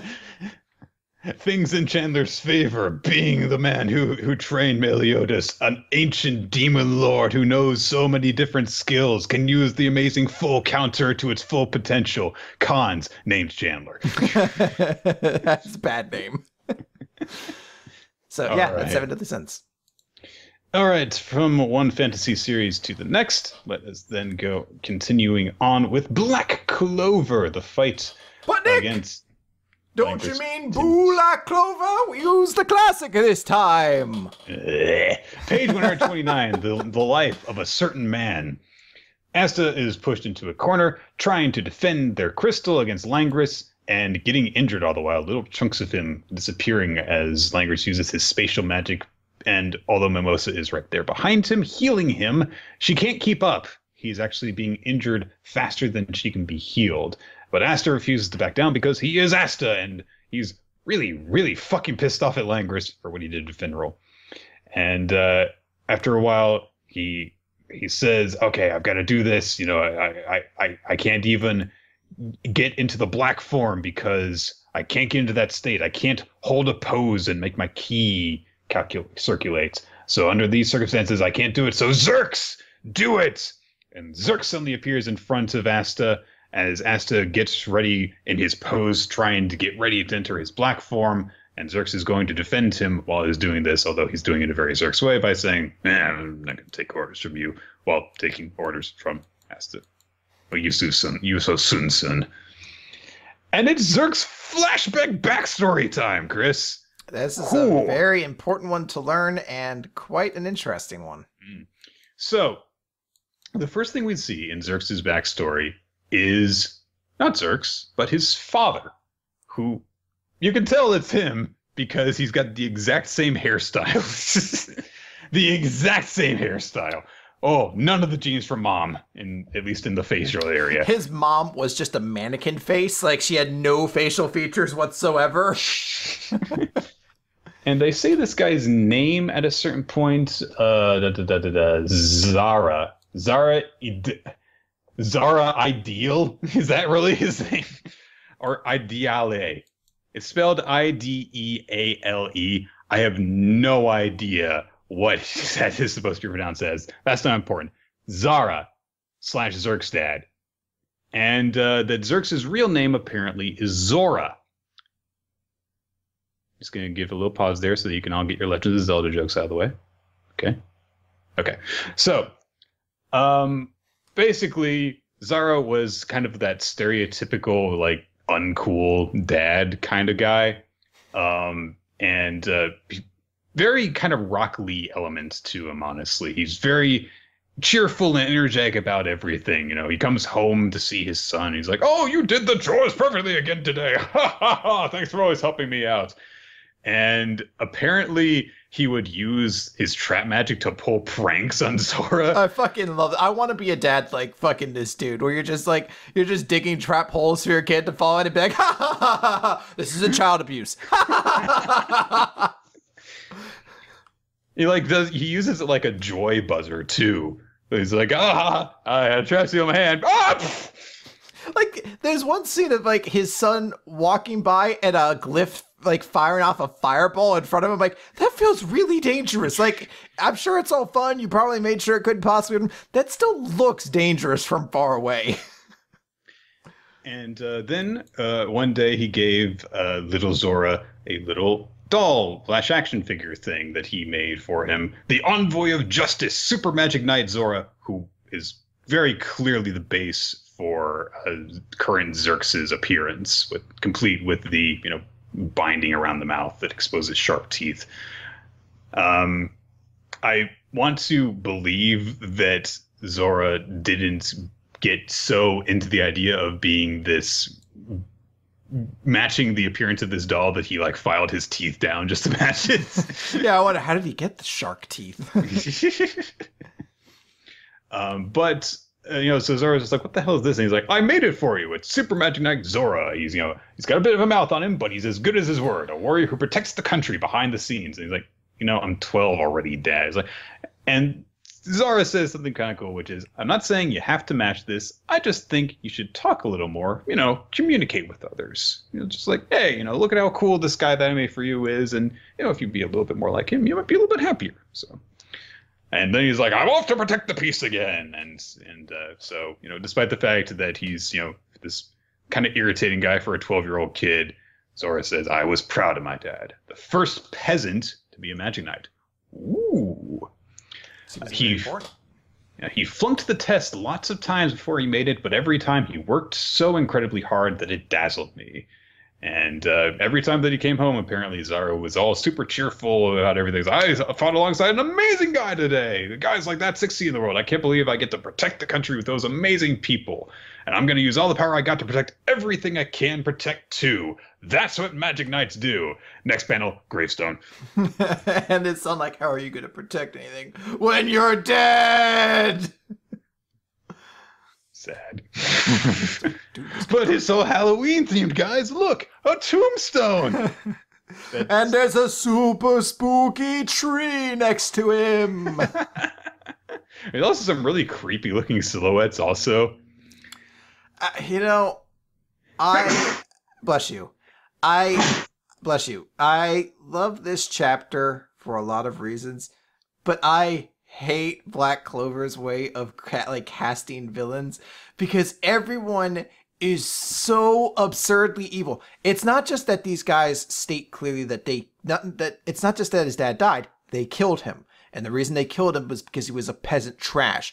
And I could get the idea of elitism playing into this. They're like, we don't want a commoner amongst us. It's just prejudice at its core, and it's a dark and heinous thing. But they're so evil and shit to this. They're just like, that's why you got nailed and back by a comrade. And you're like, that's kind of dark. And you're like, I can't believe that guy buzzing around talking about helping civilians near death. Nobody wants a shabby Magic Knight like you. I'm like, what do they think Magic Knights are at this point? Then they're like, look at this guy doing a job.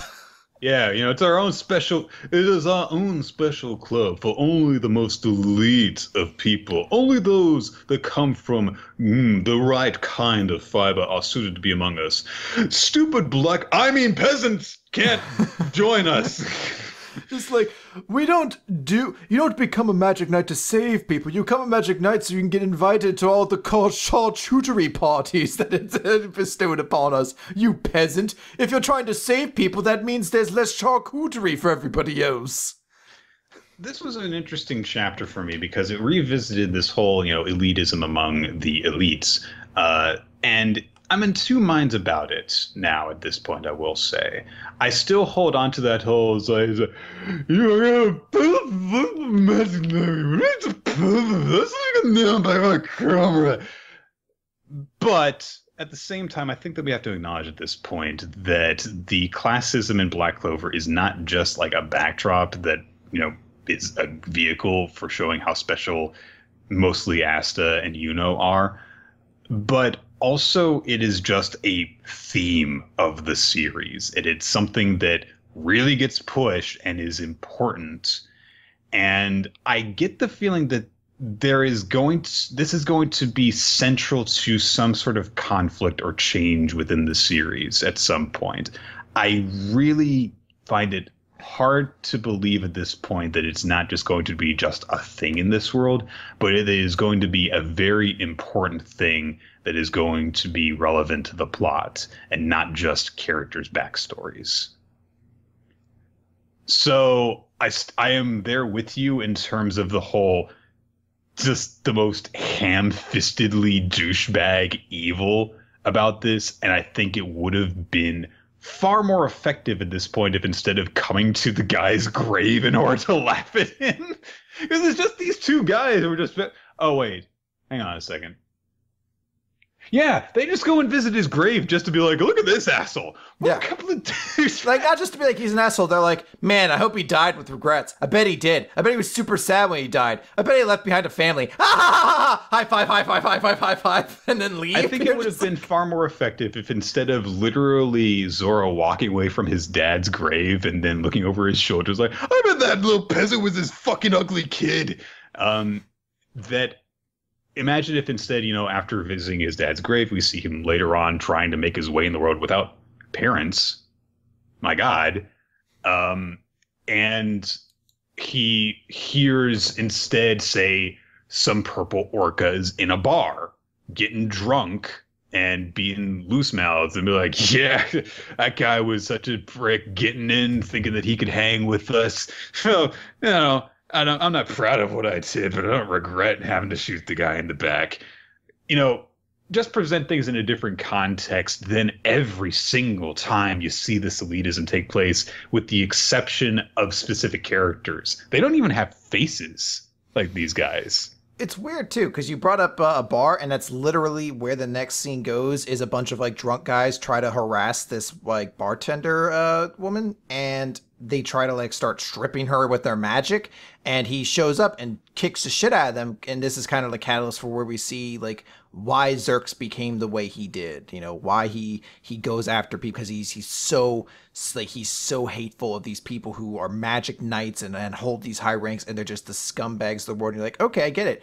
Why didn't you just do the two combinations of them where he overhears these two knights talking about what they did to his dad, and he gets vengeance for them there?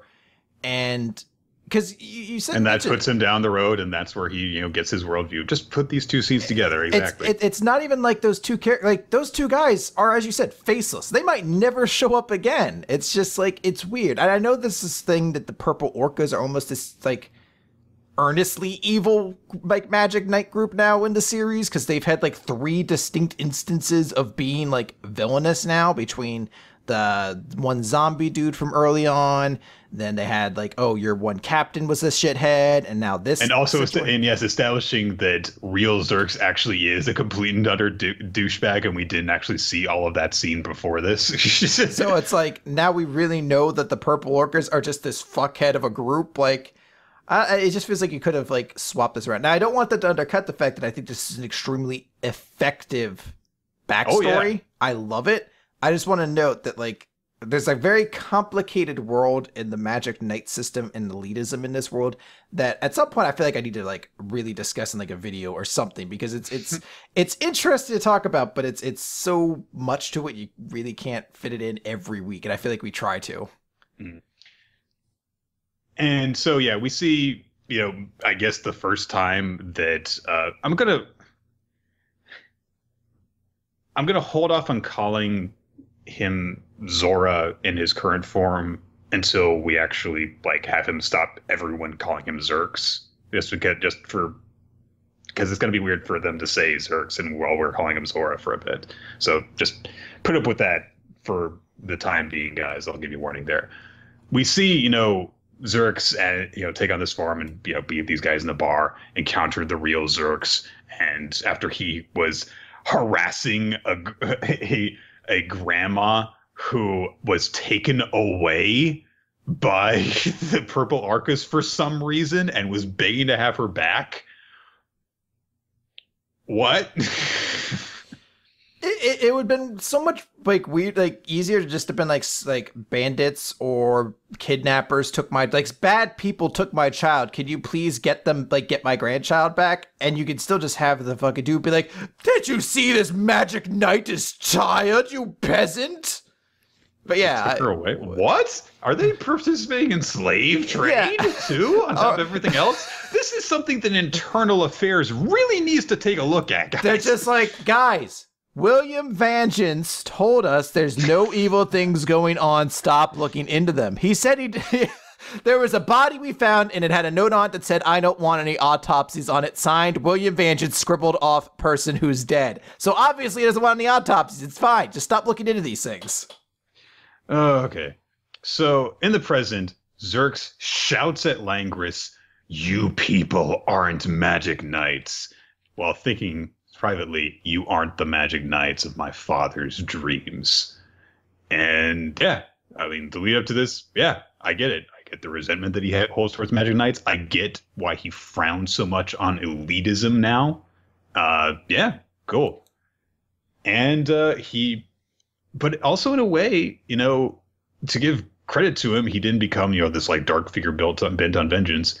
He became the figure that his father wanted in the world, because he's not just going around taking out random magic knights. He joined this test group in order to help people, and he's that mysterious figure supporting the kingdom from the shadows that his father, says like, oh, he's this, so he's doing good in the world too. So good anti-hero. Good job. Yeah, I'll be curious to see what happens in the next couple chapters with Asta. I think this is one of the few characters who I'm like legitimately like, I hope Asta helps this guy get on the best path possible, and I'd love to see this guy join the Black Bulls or something like that. Like, it feels like he'd fit right in, wouldn't he? Yeah. So Xerx has his trap shield in front of him to defend Asta. Langris has his swarm of projectiles going towards him, and they all jump around the shield. And Langris just says, "I'm the real magic knight." And they impact into Xerx all over, triggering a trap seal on his body. And Xerx says, "That's the first attack to hit me today. Congrats, aristocrats."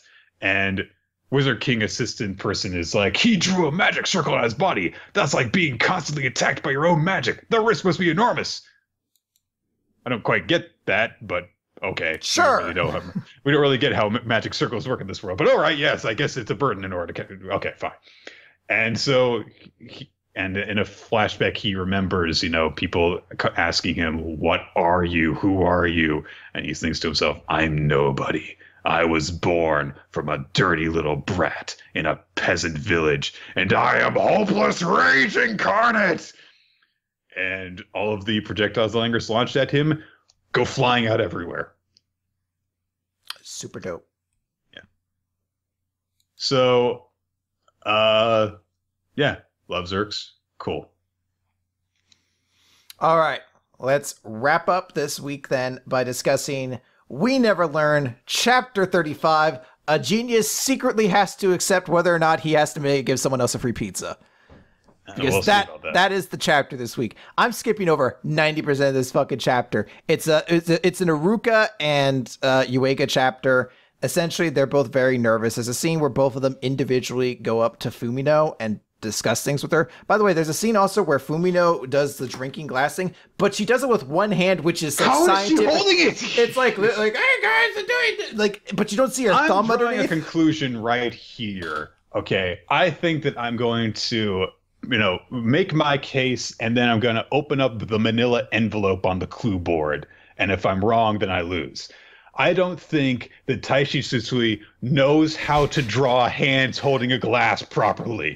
Like, he tries to draw it, and there's always like, it's like, all right, first finger, second finger. Ah, what are these ones doing? No!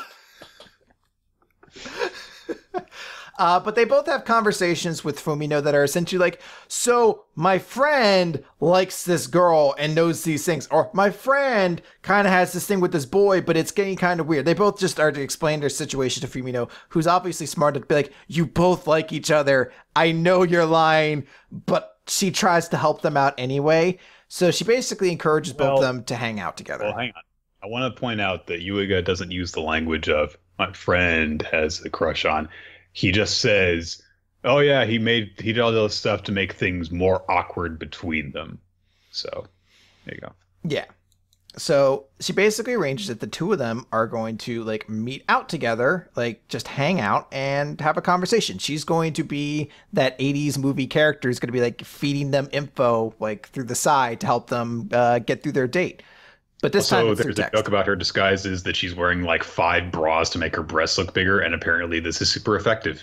Yeah, she was wearing 6 bra pads, and everyone's like, "Is that Fumino?" And they just look at the chest and like, "Can't be her." And like, I like her response where she's mortified, but she's like, "I'll get you tomorrow."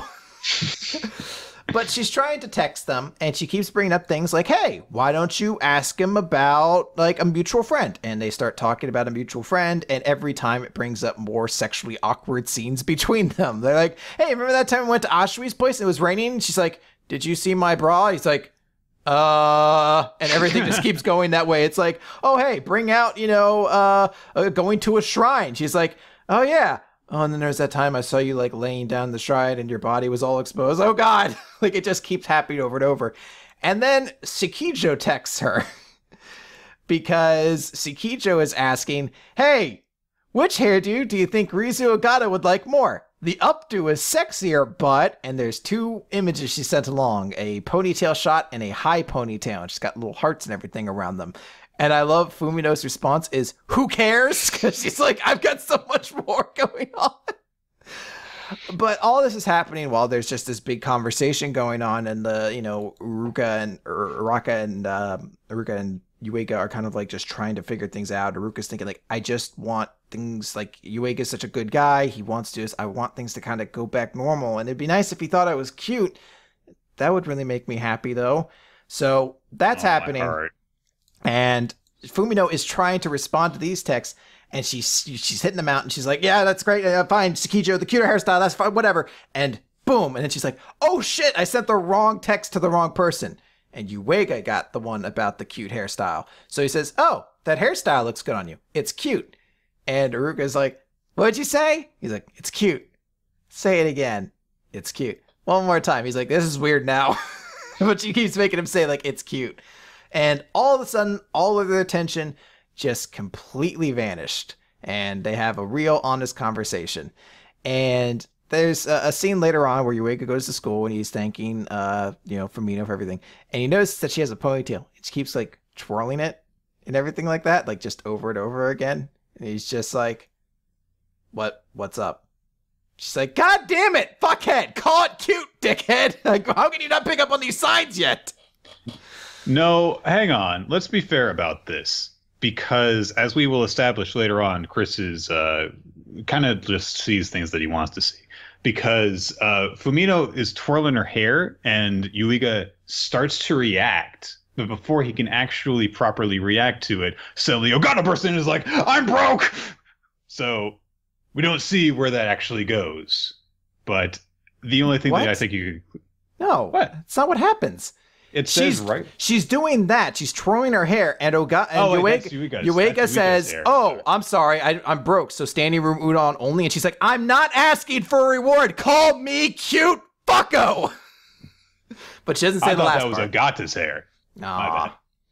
Oh, it seems like maybe we're not reading everything not there clearly. Because she's with Sekijo. That's right. Exactly. As we get to the end of this. Why don't you talk about that, Chris? Yeah, we get to this. I do want to talk about this. So we find out because she sent the ponytail text message to Yuiga, the text message she meant to send to Yuiga about clearing up misunderstandings was sent to Tsukijo instead. So Tsukijo shows up to Ogata and says, it's important to, the text message, it's important to clear up a misunderstanding about liking someone else. Express your honest feelings and then you can be friends. So you see Tsukijo and she's like panting and blushing. She's like, it seems there's been some kind of misunderstanding. I don't have a crush on anyone, Rizu Ogata. So can we be friends? And Ogata's just like, whatever, sure. And the chapter just ends with the text of like, thanks to Fumino Furuhashi's mistext, a friendship was born. So Nick is choosing to read into this that the literal translation of this is that Tsukijo doesn't have a crush on her, that it was just a desire for friendship and everything else like that. We know it's not the case. I think Nick knows that's not the case. He's choosing to ignore it. Now this scene right here, this last panel, one, it's a joke. It's a joke at the end of the chapter sort of thing. Like every other chapter of this series has, like the last chapter where fucking Kirisu Senpai's like, you're so good at breathing and walking upright like a human. This one's here for a joke because it's about how Tsukijo is not actually being honest with their feelings. Case in point number one, this scene's actually a juxtaposition to the fact of how Uruka felt earlier in this chapter, where she was like... Not juxtaposition, that's a parallel. Parallel, symmetry, whatever you want to call it. The fact of the matter is, it's obviously referencing the same fact that Uruka was like, it would be great if we could just be friends and he'd occasionally call me cute sometimes, ignoring the fact that she does still have feelings for him as Shikijo still has feelings for Ogata. Is that you done? I'm starting here. You can continue. Oh, you're getting started. No, go ahead. No. Feel free. I want to hear your response. Right. I want to hear how you were trying to refuse a free pizza. Well, okay. Let's start with your point about the last panel being a joke, but the first panel not being a joke. When, as you established, that same panel ends with Fumino doing one of the funniest moments in the chapter where she goes, "Who cares?" So I don't think that you really have much to go on in that case. Now, in terms of the use of the two relationships to parallel one another, I think that you're onto something there, and I'm not going to deny that that is the purpose of them. However, I believe that that alone, well, evidence of a interest in a sexual relationship is not proof. Okay? Do I need this fucking manga to show Shikijo just being like, I want to fuck you, Rizu Ogata, before I get my free pizza? When we first made this bet, I basically told you that there had to be solid evidence that she was romantically interested in her. I could point out a number of cases where they hint of that being probably the case, such as with Soifun and Yoruichi in Bleach, where you never really understood exactly what Soifun's interest in Yoruichi was, but it did definitely come off as a romantic interest a few times, but it was never confirmed. So we've had just in quick memory, we've had the moment in this chapter with the ponytail and asking which one she thinks Rizu Ogata would think would be cuter. We had the scene a previous couple weeks ago where she was at a romantic movie, thinking about how it would be so great to take Rizu along to go see this. These aren't clues adding up to a collective. Does it need to be one chapter that includes all these ones together before we get there? Okay. I established one of the more recent times that we talked about this, that I'm going to lose this bet. I have no illusions about that.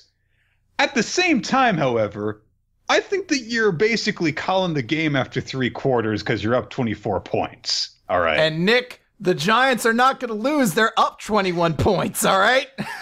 They can't lose. The Bucs are going to win. Rondé Barber just returned Peyton Manning's interception for a touchdown. We've got to win. So let's basically not put the cart before the horse on this case is what I'm saying. I really do not believe that if you entered into this chapter thinking of the relationship between Seikijo and Ogata, that this does anything to actually confirm it more. If anything, that first panel is one step forward and the last panel takes it right back. Because you basically have to go from saying Seikijo is very interested in having a friendship with Ogata because she's interested in her in a way that she doesn't really understand because she's not being honest with herself because of the fact that she has a crush on her. And you can only really do that by reading into the subtext of the series at this point, and then you have to say the same thing after this chapter. Because, yes, Seikijo says which of these haircuts is more attractive, because she's weirdly obsessed with being Ogata's friend. Then at the end of the chapter, she flat out says and is excited about being friends with Ogata. Hold on, this is important. Because everyone points out, she brings up, though, that she doesn't have a crush on anyone. But she only says that because Fumino specifically told her, clear up the misunderstanding about liking someone else. So one thing. Look, I want to be friends with Liam Neeson. I'm not going to text people, hey, I want to be friends with Liam Neeson. Which haircut do you think Liam Neeson's going to find sexier? Well, she doesn't say that specifically. Yes, she does. Which one do you like? The updo is sexier, but... Right. So the other one has things that are nice about it that aren't just sexy. Okay. So we're cutting off the text there. But secondly... Okay. I want my free goddamn pizza. So your argument has gone from I'm right and you are wrong, therefore I win the bet about the pizza, to I want the pizza. My argument is that we're already 10 minutes over our limit for the podcast, so I can't go too much longer. But yes, my argument is I want my pizza, damn it. With all the spookiest toppings. And honestly, guys, all y'all who this half a week or so since Chris tweeted me that picture, that worse than mine photoshopped picture from the series as evidence, and jumped on it and said, "You're wrong, Nick. Chris is right. Give him his free pizza." Don't you really actually want deep down for this to go on longer? Because isn't this what you actually want? If we reach the point where I give Chris the free pizza, then I'll have given him the free pizza. Don't you actually want my suffering to be prolonged where I have to think about eventually giving Chris the free pizza? I'm not going to give him another free pizza after he gets this one for the same bet. It's about the chase. Once it's over, there's nothing. We need this to build. You guys aren't getting a free pizza. Chris is. We need this to build up to the point where you can do a Daniel Bryan monster style promo video on it. Like, I'm just like, the fans want this, Nick. They know it's about the pizza. And a bunch of fans be like, pizza, pizza, pizza. And you come in, you're like, a free pizza, but only if. And then you show up and you kick me and you pedigree me into the floor. You're like, no, free pizzas! No, no, no, no. And on that note, thank you everyone for joining us for Weekly Manga Recap. We record the show normally on Wednesdays at 7 p.m. Eastern Standard Time, but sometimes we have to change our plans, and the best way to stay updated on those changes is to follow us on social media. Our Twitter accounts for the official podcast are @WMR Podcast, and your hosts are @RulerT and @YRulerOfTime. Follow us. Occasionally, Chris sends me pictures, photoshopped pictures of We Never Learn, where he proves how wrong he is. And there's other stuff that we get up to on there. Anyway, beyond that, I think that I'm going to just go ahead and name the recommendation that we're going to be taking on for next time. I don't know if we'll actually finish this in time for Halloween month. So I think that we might just kind of like cut it short because I don't want us to be ending Halloween month in November. So just to let you know. But anyway, the series that we're going to be talking about is School Live, which is a manga that's been suggested a couple of different times. It looks very cutesy, but according to Wikipedia, it's a survival horror manga. I don't have any idea about it. It's relatively popular and is still ongoing, so there's actually no way we can actually finish it. It's about surviving the horror of having a bad hair day. I'm like, I should have known.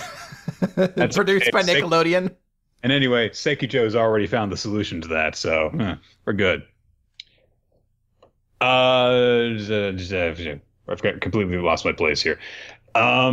Thank you, everybody, for supporting us. You can check out our past episodes on weeklymangarecap.podbean.com if you want to listen to all of our other past conversations about whether or not Sekijo has a lesbian crush on Ogata and a myriad of other things.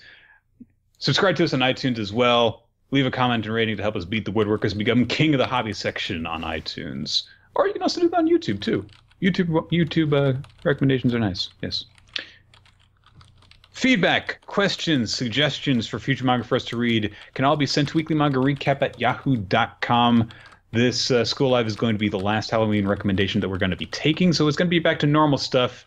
Yeah, you're going to have to hold off on specifically Halloween recommendations until next year. Well, you don't have to actually hold them off. We might take a look at them anyway. Whatever. Special thanks go out to our Patreon supporters. Your support allows us to create all sorts of bonus content for you guys to enjoy. Pardon me. Such as the commentary that we did last week on Neo Yokio, which apparently, according to Chris, we're going to do again. I think so. We should finish off the series. It's 6 episodes. I want it out of my Netflix queue. I really should have just led with that. Nick, I can't stand shit in my Netflix queue. Oh, do we have to do our MVP still? Yes, we do. Let me just get this out of the way. Special thanks to Steve Artist. You can check out his work in a bunch of different places. He drew the clear Redfield in a bikini picture that you see up here. You can see he's got his own Patreon, and if you go on there, he has all of the Weekly Manga Recap title cards for free, as well as some other stuff that he does that's not safe for work if you want to become a patron of his. And finally, special thanks to Infamous Planet. Let's get into our favorites for this week. Favorite series to start things off with.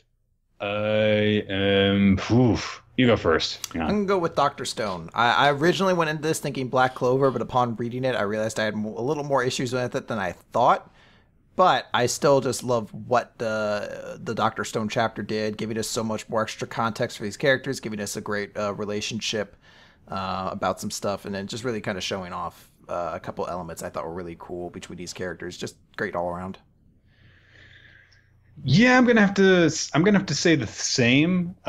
Food Wars is, in an in-between kind of area, and it had a weird fan service bit that kind of threw me off. My Hero Academia, we had issues with in terms of the pacing and stuff. Black Clover, we went over that. And Promised Neverland is more just kind of leading into something else. Out of all the rest of them, I think that We Never Learn was probably the best remaining. Well, aside from Seven Deadly Sins with the 3 chapters, which I think we have to call a handicap. So issues with almost everything. It was a good week overall, but I agree that Dr. Stone was overall from beginning to end all the way through the strongest, and cool Kohaku background stuff. Yes. Character, I'm going to be giving to Zerk / Zor, whatever we want to call him. This was a great backstory chapter for him. Adds a lot of context. That character just makes him a cool new added element to that series. I had considered giving it to Mitsuki just for that one little moment where he talks with Boruto and shows that he can be a persuasive guy who understands his friends really well. But you gotta give it to Zerks. Just a really well done backstory that we've seen so far, and I think the most effective probably that we've seen from this series. And there have been some good ones here and there. So yeah, total agreement from us this week. But I think that the favorites between us were just obvious. So yeah, Burrs. And that is gonna do it. Next time, then, we will have as much of School Live done as we can. And that's going to do it. We will see you guys on the last weekly manga recap before Halloween. Anything? But, Nick! Chris? Don't you mean on the next weekly manga bookcap? Gonna end on a high note, huh? On the highest of notes. From the motherfucking mountaintops. Okay. 99 points, a new record. Ah.